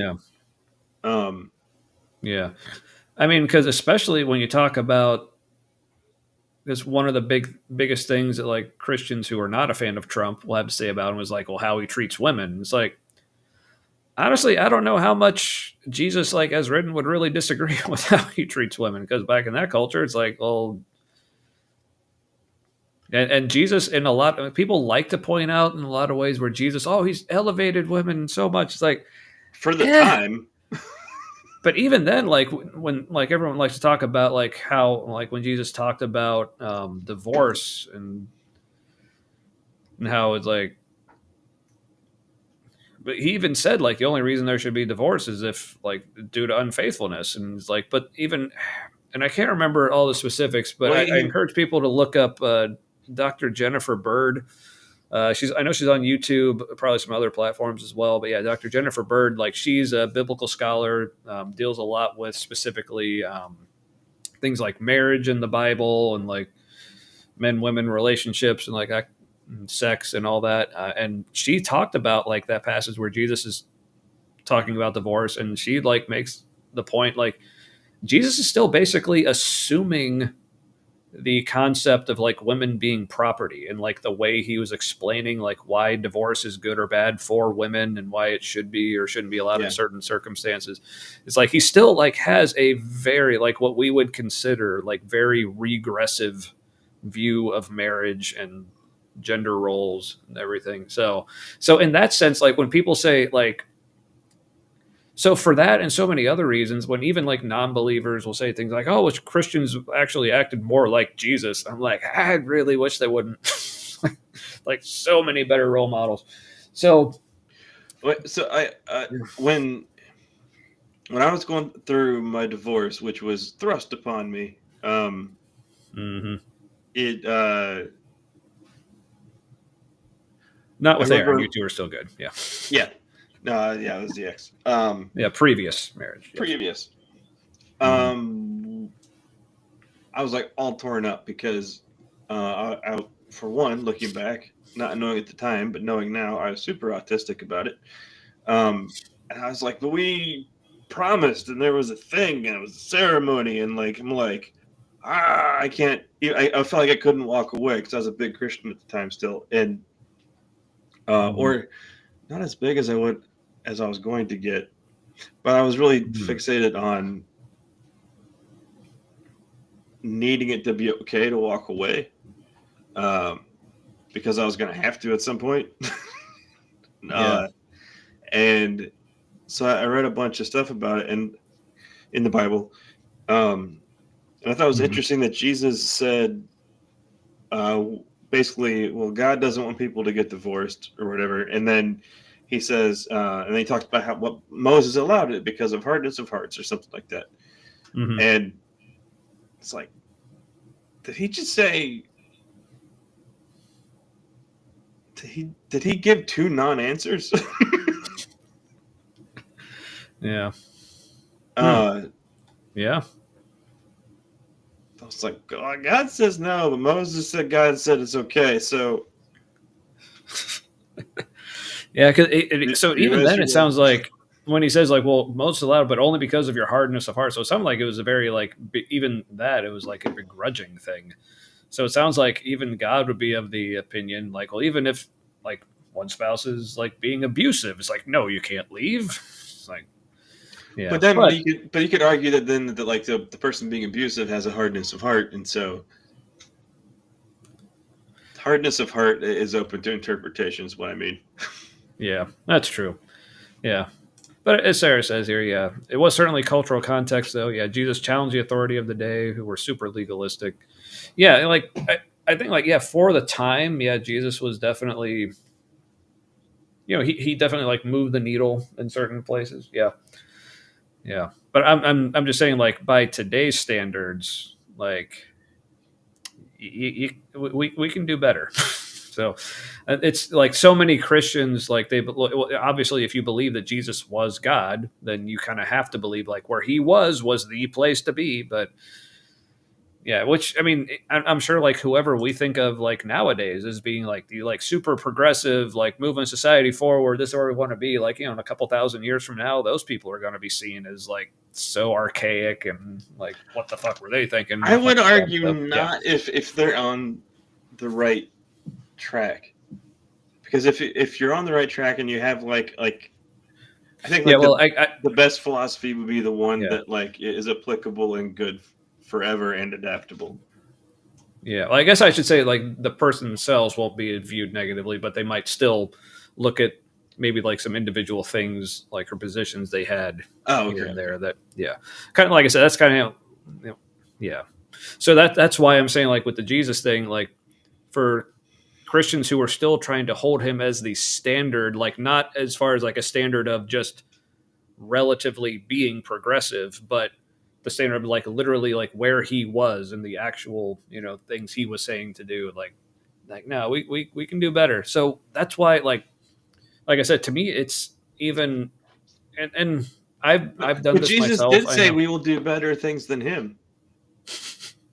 So that maybe that was Jesus being all progressive up in this. Yeah. See, even he knew he sucked. But it's like, look, Son of God is mediocre. Y'all are going to do better things than me. Yeah. Also, I never claimed to be the Son of God. So those are words that he always called himself the Son of Man, didn't he? Yeah.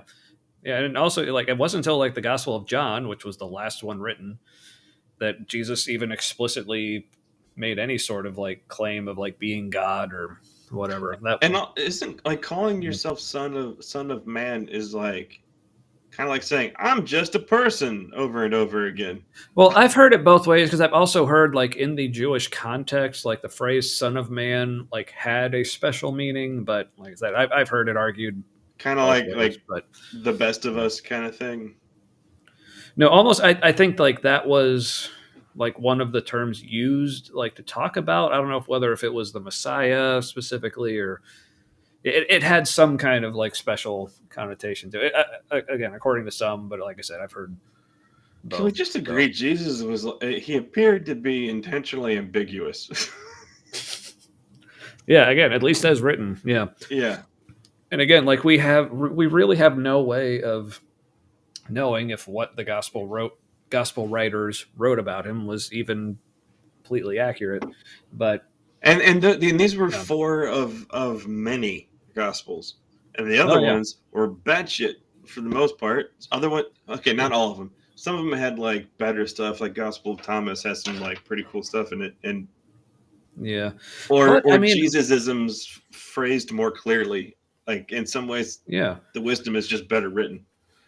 Yeah, but I mean, we think of them as bad shit. But I think, like, say if we only, but I think aren't they all bad? Some of the gospel, yeah, because some of the gospels we do have. So say if like the only gospel we had was like the first one, Mark.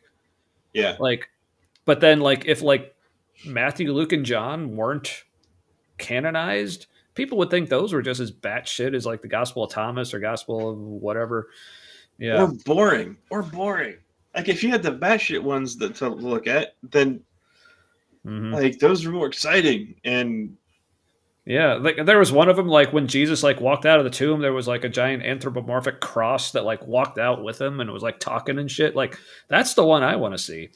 But yeah, gotta love that. Like the Ultimate Flex was saying things like "it is written," which I mean that's essentially who wrote it. He's like some old Jewish dude wrote it down. Like, why is that a big deal? Yeah, which I mean that's actually like kind of my point. Like now with like the conversation like with Christians like saying like, oh, like trying to say that like Trump or whoever like needs to be more Jesus-like or Christ-like or whatever. And like I said, this is even something I've done like as an atheist, but the more I think about it, the more I'm just kind of not interested. Even like in atheists, I see like getting involved in the debate saying, oh, I wish Trump would be more Christ-like. It's like the way I put it recently, like which like, okay, Christ. Yeah, but also like no matter like okay, whether or not Trump is being Christ-like or accurate to like whatever image of like he definitely needs to be less awful. That's that's the least we could ask. That's a good note for him. Yeah. Good note. Yeah, let's submit that for consideration. But it's like whether or not he's like, acting. Can't stop, won't stop. Got to keep dancing like I'm like jerking off 2 giant cocks. Yeah, right in my face. Literally one of the gayest songs ever. Mm-hmm. Which hey, I'm not shaming it. I'm just saying. No. That's what it seems like. Maybe a little bit of shame towards the members of Village People who like for decades YMCA was a gay anthem. Like and apparently the lyrics are like a gay anthem. And then Trump gave them enough money for the lead singer to come out and say, "Nah, it was never a gay anthem. Always about hetero dudes," or some shit. It's the most heterosexual dude blowing another dude you ever saw. It's like literally, if the Village People combined into one, they'd be like the gay version of Captain Planet.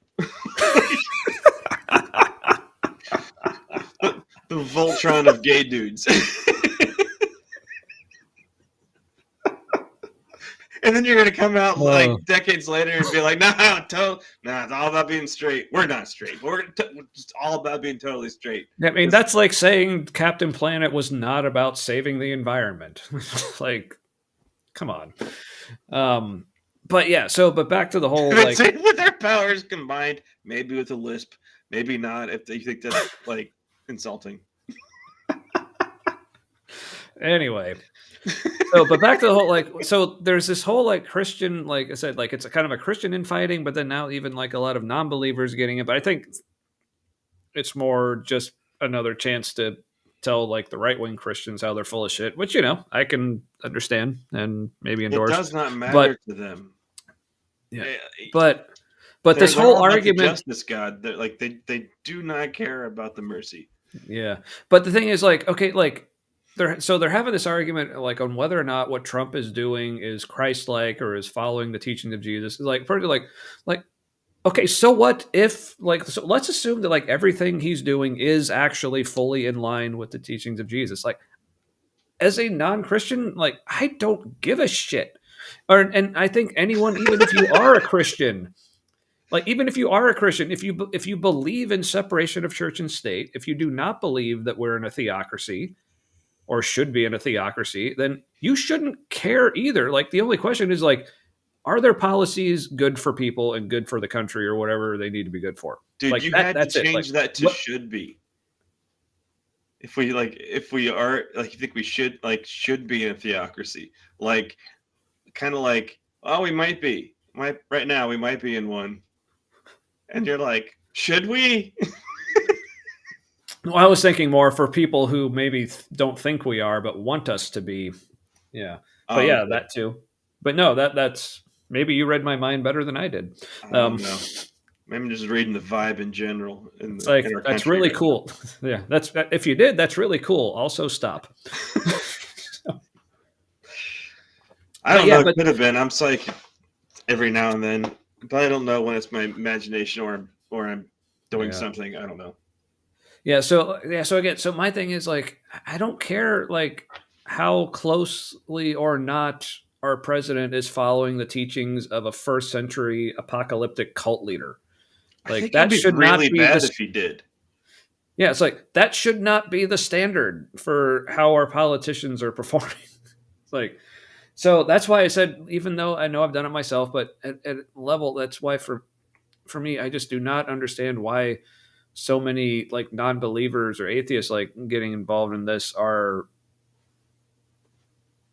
really give a shit themselves. Like I said, unless they're just wanting to have like something else to like kind of, own the Christian right with. Like, I think if you're trying to, but, I think both the left and the liberals, not the left, I think liberals and the right are both trying to enforce morality, and it gets sinister real fast, because even the good stuff that like even the stuff that's like objectively good, some of the Sermon on the Mount stuff. If you then, what does the government do? Government has laws that it enforces. So if Jesus is going to be in charge and like enforce these things, well, that becomes sinister. Because like if right? everyone is supposed to give all of their money away until everything is equalized, well, that's like a lot of hardship for a while. Yeah. Mm-hmm.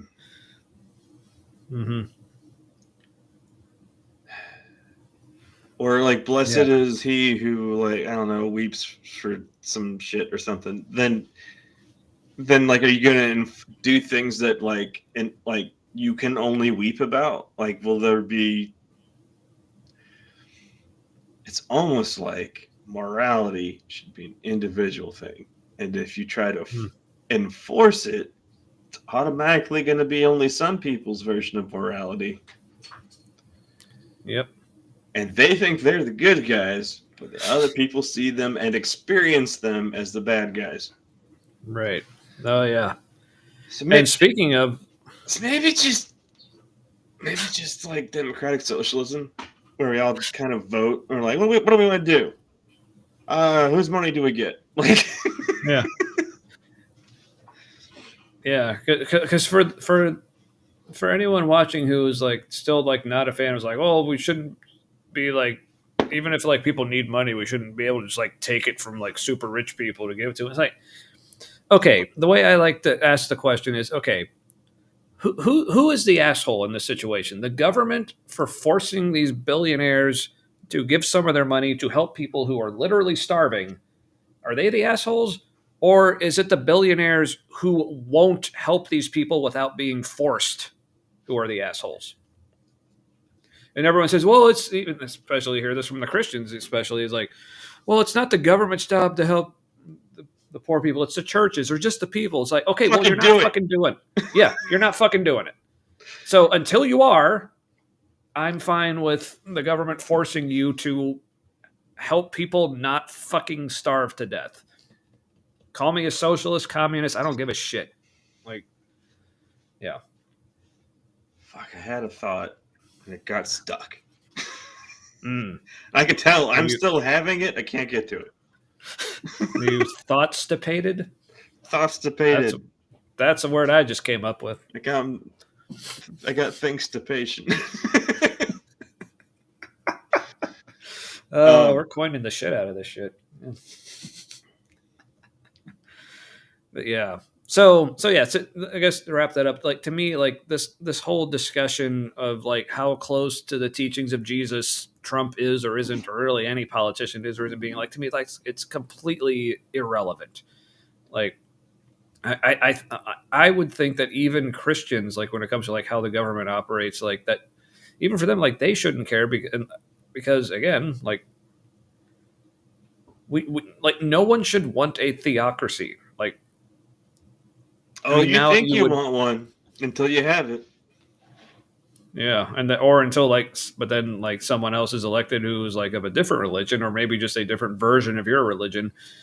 Which, Elections, those were fun. yeah, but Hey, because oh yeah, so guess what? All of this shit that they're doing is going to trigger so many people. Like when everybody who like, if they don't have like Medicaid and like food stamps, like they just go from like low income to poor. You get parents, especially parents, who go from like low income to poor because some dickhead wants to give rich people tax cuts. They're like, oh, the money you thought you needed? No, rich people need it more. Logic to that yeah, bullshit. yeah, When you're like, no, when you're taking things away from your kids, somebody's kids, like some parents and some cool aunts and uncles are going to get potentially violent or violently angry for sure. But that's what they want, because then they can crack down, and then we prove that we are the boogeyman they think we are. And literally people thinking that they are creating like the landing pad for the cube of the New Jerusalem to come down, like are paving the way to the end of the world.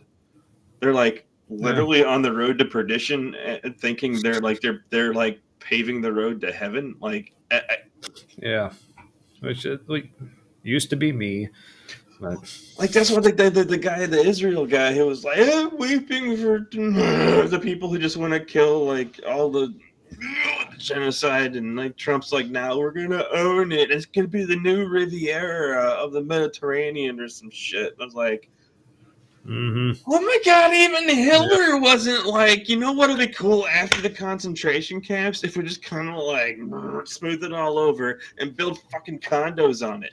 Like, yep. the cringe just doesn't stop. Yeah. No, I almost can't even accept, like, you have to accept this as reality now. Because if you're like, I can't believe this is happening, then first of all, mental health problems are coming your way, because there's not going to be a plateau. Like, they're intentionally on their part, there won't be a moment where we can like pause and get a breath. They have 2 years to break things as utterly as possible, because in 2 years there's going to be elections for the House of Representatives, and their asses are getting voted out. So they have 2 years to break things so bad it can't be fixed. Yep. And that's what's happening. They're gonna try their darndest. That's for sure. We're at like, at least in America, we're at like kind of it's like Judgment Day is playing out in more than a day. So you have a group of people that think that because that's based on a religious idea on the right that people are at base evil. Okay, and so then what happens if you think that people are at baseline evil, and you have us versus them thinking? Them always has to be killed. But now you're in a world where everything is so connected that it's becoming more and more clear that there is no us and them. It's all just us. And so if you're seeing part of the us as them and you're trying to fight it and destroy it, then what are you really doing? You're like destroying humanity's chance at survival. And so we're at the point now, like, Yay. do we think does humanity collectively think that humanity is good or evil? If we think we're evil, we're done. If we think we're good, we will save everyone eventually. I hope so. But that transition period, the us is going to kill a lot of them. Yeah. But yeah, I like this. Yeah, it's our job to take care of ourselves and our people and our mental state. Yes, focus on that. Yeah, our mental Yeah. state, please. And not that's how we rebuild. That's how we build the world that we want. Is you start small, and it will take a very long time, but that is too much momentum to stop. Mm-hmm. Yeah, so our mental state is what I feel like I can't repeat that enough, and not to fall prey to their idiocracy and the panic they want us to be in. Yes, They want to, they want to break us, Mhm. and they think they're taking away all of the things that we need to stay sane and hopeful. But no, all that's going to happen is people are going to start relying more on each other. I kind of feel like this is the point where humanity has a reset, and like it's the point where things get torn down and rebuilt. And you've got two different sides looking at the same thing. One is saying that's good, the other one is saying that's bad. But it's really just a thing that's happening. And we've got two different stories about it, like polar opposites. And we're blaming each other, and it's probably going to end all of us. Like there's no way it doesn't. Like the next world war goes nuclear. Like the next world war is the end of the world. That's an accepted fact by like all of the war gamers. Oh yeah, the whole like mutually assured destruction is that the yeah. And it like completely at the end of the world as we know it. Maybe not all of humanity, but like nuclear dark ages is what would happen. Mm-hmm. Yay. Well, kind of on that note, so while you were talking, I pulled up another page I wanted to share here. So, but for people who are wanting to, keep up with the goings on, especially like when it comes to like specifically like what Elon Musk and his people are doing in the government right now. For the people on Facebook, I'm sure they're on other platforms as well, but I recently started following this page, Alt National Park Service. Oh, I saw that too. That's good. If I can get this bigger. Yeah. Seriously, like follow this page. Like they are like legit, like posting like regular stuff about like what's actually going on and like what they're doing and actions being taken, making sure like people are like up to date with like all the things. So yeah, Alt National Park Service on Facebook. Like I said, it may be on other platforms as well, but yeah, follow this page. It's fantastic. The regular National Park Service is it's a sub branch of the Department of the Interior, and the Department of the Interior also is what handles logging rights. So that's dark. Yeah. So yeah, it's like, oh, the national parks really are just like really cheap to build amusement parks. Like they're not nature amusement parks, they're not really protecting things. Like, for example, to build or to create the borders of the Smoky Mountain National Park, you had to kick out all of the mountain people that lived there. Like, it was a legit culture, similar in some ways to like Native American culture, where they had a culture that was like so uniquely tied to the geography there, the flora, the fauna, and all that. Yeah. That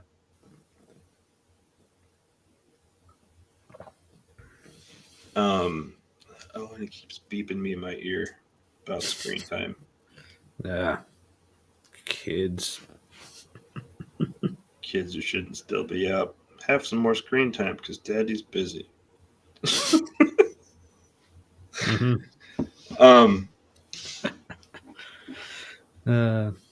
Oh yeah, so they had to leave. Okay. And there was one family of sisters. They all sound neurodivergent as fuck. There was a family of sisters that lived in this one little house and cabin in the woods. And like literally the park opened around their property. and hikers would, like, when they would see hikers on the trail nearby, they'd invite them in for dinner. And so it was just a thing. Like, people visiting the park would just, like, if you walked past their house and they saw you, you get free dinner. And so the federal government didn't push them out because it would have been such bad press. Because everybody who saw them loved them. Right. My theory is they were neurodivergent lesbians. So Cameron would have been into them. But there's a walking path, handicap accessible, and it's paved. It's called the Sugarlands Nature Trail, right near the like visitor center in the Smoky Mountains in the Gatlinburg area. But you can see, like, I'm having such parallels to like Palestine in my head right now. Like, go on this little walk and you're like, here's where somebody's fireplace was. And they're like, they moved out in 1920 something. And I'm like, this is a paved trail for handicapped people going past people's houses you made leave.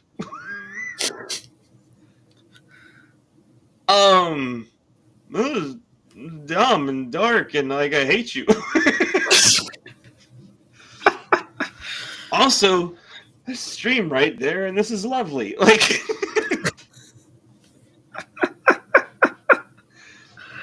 yeah. I don't even know what to do with the Trump and the Palestine thing, and how he's like, hey, we should just ethnic cleanse it. It's like, it's such a terrible place to be right now, and it'll never be better. And he's like, by the way, Israel can have 2,000-pound bombs again. It's like, he was talking in third person when literally the two people that are making all of this happen were sitting there while he was talking, and he was one of them. Right? Yeah. Which so I watched he was like just he was talking to some reporter from the crowd. He's like, they should just leave. It's hell on earth right now. And then this female journalist goes, she's like, it's their homes, man. Like, right? Yeah. So I don't know if this stuck out to you, but I watched a clip from that. He just kept talking about it, like, oh, they're just so unlucky. Like, he kept using that phrase like over and over. I'm like, why? It just sounded so weird. He doesn't understand poor people at all, even as a concept, even as an abstract concept. He grew up with money, and he can't believe anybody that's not him is good, ultimately. And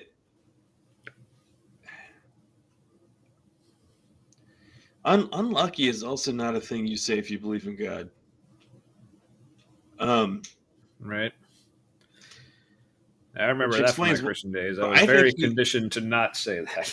I think he's superstitious about the potential of there being a God, and that's why he didn't want to put his hand on the Bible, because he's about to do a whole lot of shit in the name of the Lord, and he's like, Right. but I'm really not. And if there is a God, I'm kind of afraid of that guy. This could go south real quick for me. Yeah. Right. Also, Yeah. isn't the same Bible that was the one Abraham Lincoln got sworn in on, or Maybe. at least I the don't know, first actually. term, it was Abraham Lincoln's Bible. Yeah. So if I remember, there were two Bibles there. I think one of them was the Lincoln Bible. The other, A Trump Bible. Yeah. Sure. I mean, I'd be almost disappointed if it wasn't. But hey, guess what? It's yeah. Black History Month. Guess what happened? Yeah. Black History Month got canceled during Black History Month. Not racist though. No. No, It's not a Nazi salute. It was an autistic spasm. Fuck all y'all. oh, the things. I would be offended, but like it's too dumb. The whole like he's autistic. Oh, autistic people just spastically Heil Hitler like all the time. Don't you know? It's a thing. It's Never done it. Let me do this thing that I'm. You know that gesture you do when your heart goes out to people. See, usually it's just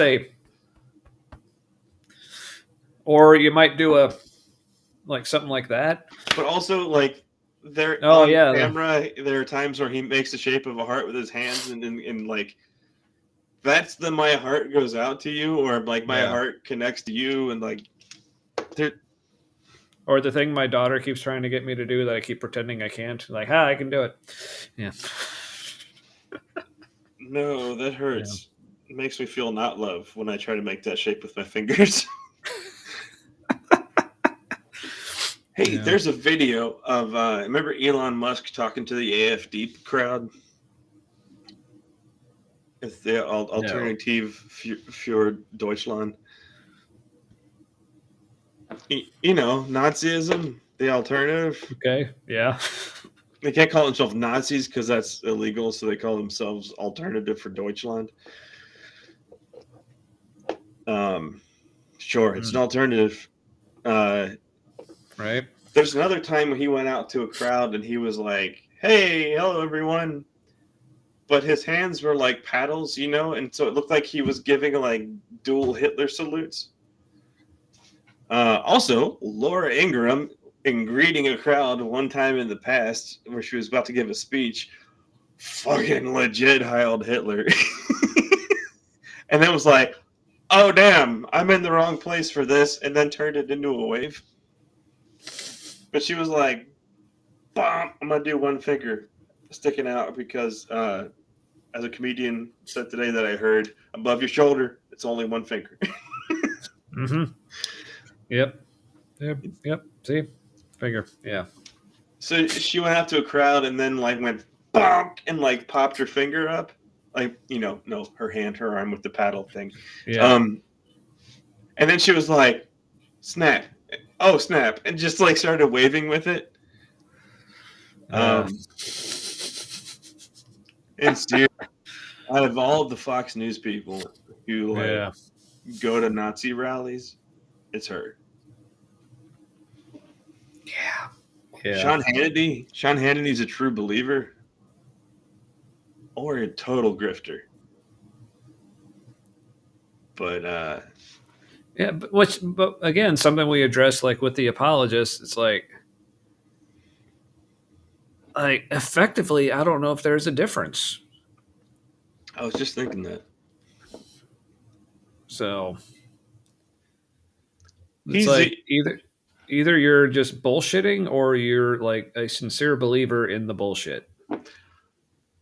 I heard somebody refer to people like him, the people that float Trump's boat with words and praise. They call him a hornblower.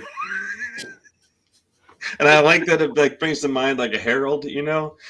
which is what they're doing, but they're also filleting him.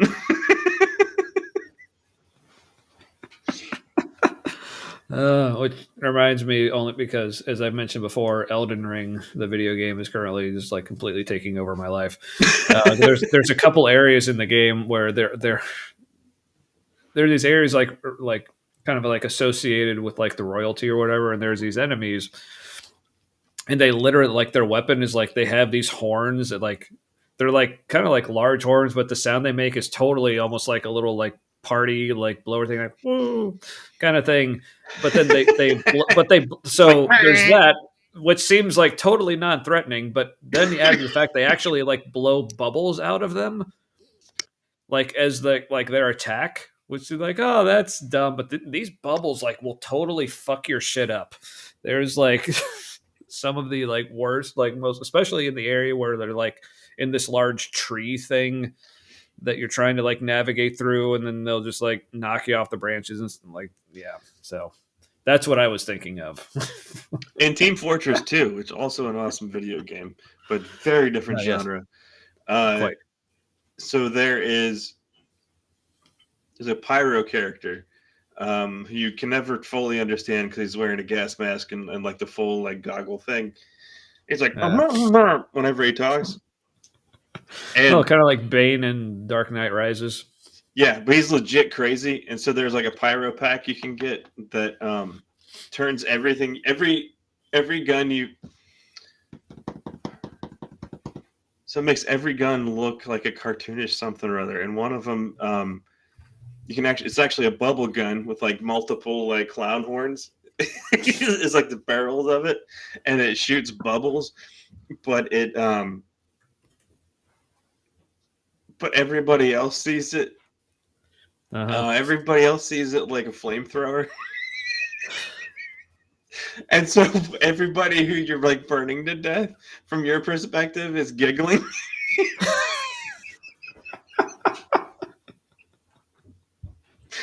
They're like laughing themselves to death, but then from everybody else's perspective, they're burning in agony. Oh, and also everything is pastel colored. Because of course, it has to be. So, yeah. So I just put a thought out to you in the chat. I see your thought. Might as well. All right. So for anyone who is interested, I'm going to put a link here in the chat, because if anyone actually wants to like join in, like on the show here in the conversation, because there's something like we mean to do more often during like the second drink portion of the show where things are just a little more like free flowing. Yeah, so if there's anyone out there like who has some thoughts to share, like feel again, like if you just want to remain in the comments or whatever, that's totally cool. But or if you just want to actually join in and chat with us, like let's say like in real life, but it's still not quite in real life. It's somewhere in between in real life and in the comments. It's a video chat is, I guess, the word for that. But yeah, if not, we'll just remember when Skype was a thing. Oh yeah, I remember that. Mm-hmm. Apparently, if you use Skype for prank calls, they can't figure out who it is. Yeah, or remember when like not only like when it was a thing, but when it was like a novel thing. Yeah, I'll Skype you. Remember that was a thing. Mm-hmm. It was a verb. Yeah, I mean, especially short minute. Yeah, especially like if someone was like in like a foreign country or whatever, it's like, well, that's how we can talk. Like if I had friends who were like visiting like other places and they wanted to actually talk, like, oh, that's just kind of how you did it because you had to. But yeah, so and then Zoom happened at the perfect time. Zoom would have just been another Skype if COVID hadn't happened. Right. Yeah. Because I mean, it existed and like it wasn't that big a deal. But then when nobody could leave their house, they're like, "Oh, things gotta be done still." Who's making that possible? Right. Yeah. Then Google had like their thing. Yeah. But they went too casual with it, and so the Google Hangout stuff, like everybody thought of it as like, oh, people are going to put funny hats on you, and even though you can only do that to yourself. Yeah, and then also I noticed like from back in like the COVID era, like people were like trying different formats, the Zoom, the Google Chat, and like or like whatever else. But something I noticed that was different about the Google Chat, like from like running it on my laptop or whatever, compared to like Zoom or even Skype or other things, like it drained my battery so much faster than any of the other video chats, which made you think, what all are they doing? Man, yeah, the data they can get from people.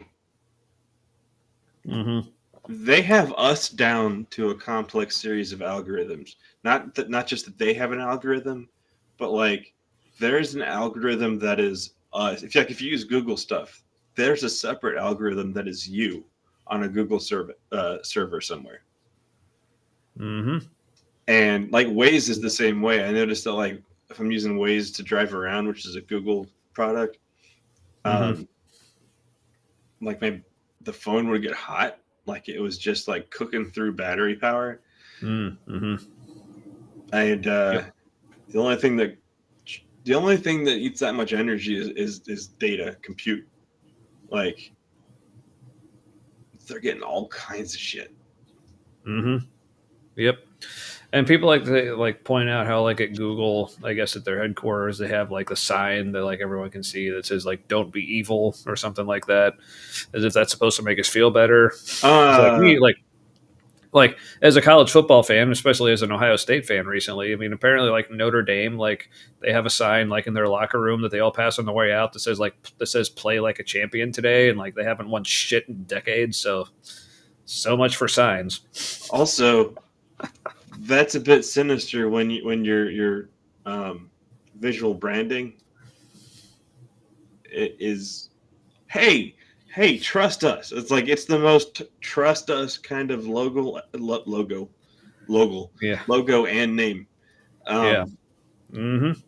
And they're like, don't be evil. We're not. It's kind of like, thou dost protest too much. Right. Yeah, because if someone really isn't evil, do you have to tell them not to be?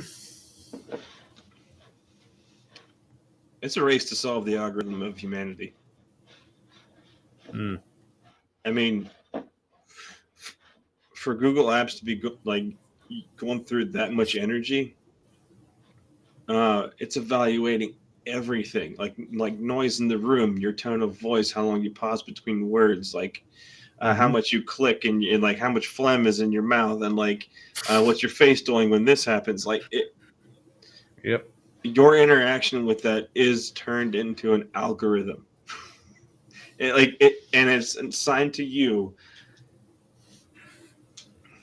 It's a digital version of our lives. Like we work for the algorithm now. And pretty soon we're already basically working for AI, because algorithms are like fractured or fractionated AI.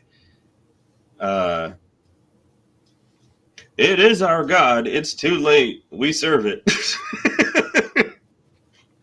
Yep. Oh well. So the AI race is about owning that. And then China released an open source, everybody has it now, AI, and it totally changed the paradigm. And it's the biggest what now, fuckers, in AI. Mm. Like they weren't going to be able to surpass us. Like at best they could catch up. But they were. There's an AI war now, and like you couldn't win against the United States. But what could you do? Change the rules of the game, ruin the game. There's no game anymore. Like there's no AI to be owned. Everybody has it now. Yeah. Yeah. Speaking of which, looks like our Twitch bot finally showed up. Like, what took you so damn long? Elite Swim. That was their name. Yeah. That's neat. Fun. Yeah. Elitist Swim. By the way, don't click on whatever that link was. Yeah. But yeah, which it's cool that like we're on Twitch now. Like as if that was like a hard thing. I literally just had to like click the button. Hey, go on Twitch. Yeah. Okay. Yeah. But so far, the only interaction we got from Twitch apparently have been bots. So, but hey, Just a roaming bot. speaking of the algorithm, interaction. So thank you. So, but also like That would be, if you could make a podcast where like the whole point is to attract as many bots as possible. What would that be like? I kind of want to try, but I feel like It sounds like shout out, just like- a full show of non sequiturs. totally not what our show is, but so I feel like got to shout out our actual human interaction with our friend Sarah. Thanks for being there. I don't know if you're Hello, still human. on or not. Yeah, thanks for being here and like being a real person and offering like actual like insight and interaction and whatnot. But yeah, and even our viewers, like I can see we've had other viewers as well. Like I said, I can't see who you are, but I know you've been out there, and even if you're not interacting, we appreciate you being here anyway. Indeed. Yep. All right. Well, any other thoughts before we kind of wrap this up? I mean, Life in America and probably in all the world, because I don't know, we're fucking with our treasury, and kind of like everything in the world's connected to that because white people suck. yeah. Yeah, which that's something I was explaining to my We're kids. sorry, we're about to break everyone's economy. And alarm went off. Yeah, but speaking of like white people fucking shit up, that was something I was explaining to my kids recently because we were talking about like some of the things that like Trump's doing and how he's trying to like get rid of like critical race theory being taught in our elementary schools, which like anyone who actually knows what the fuck critical race theory is knows like that is a college level subject. Like literally no elementary school is teaching this because like it's like philosophy of just, race relations kind of stuff. Yeah, but to them it's literally like they think critical race theory is basically it's trying to make white people look bad, and it's like, but. So the way I explain to my kids, it's like, okay, but if you actually study American history, like sometimes the white people look bad. Like that's just.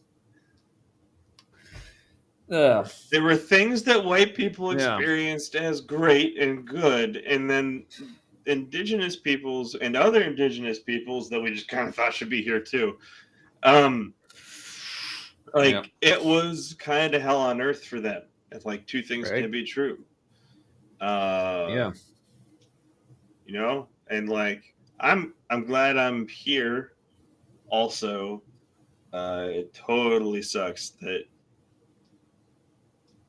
like my house is on where people either lived or hunted or and they were just kind of like, fuck off, we're gonna name a street after you in the local rich area, like Indian Hill. Not racist at all. They have a street called, it's kind of a long street.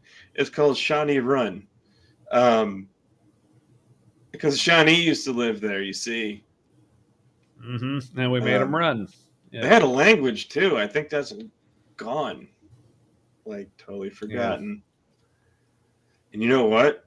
I think we really need to listen to Shawnee people to find out how to live in this part of Ohio. I think because they were here for like hundreds of years before. Yeah. Like much longer than we've been here. Kind of feel like they have some insight. Yeah, they might know a thing or two. Yeah. Well, anyway. So yeah, this was good.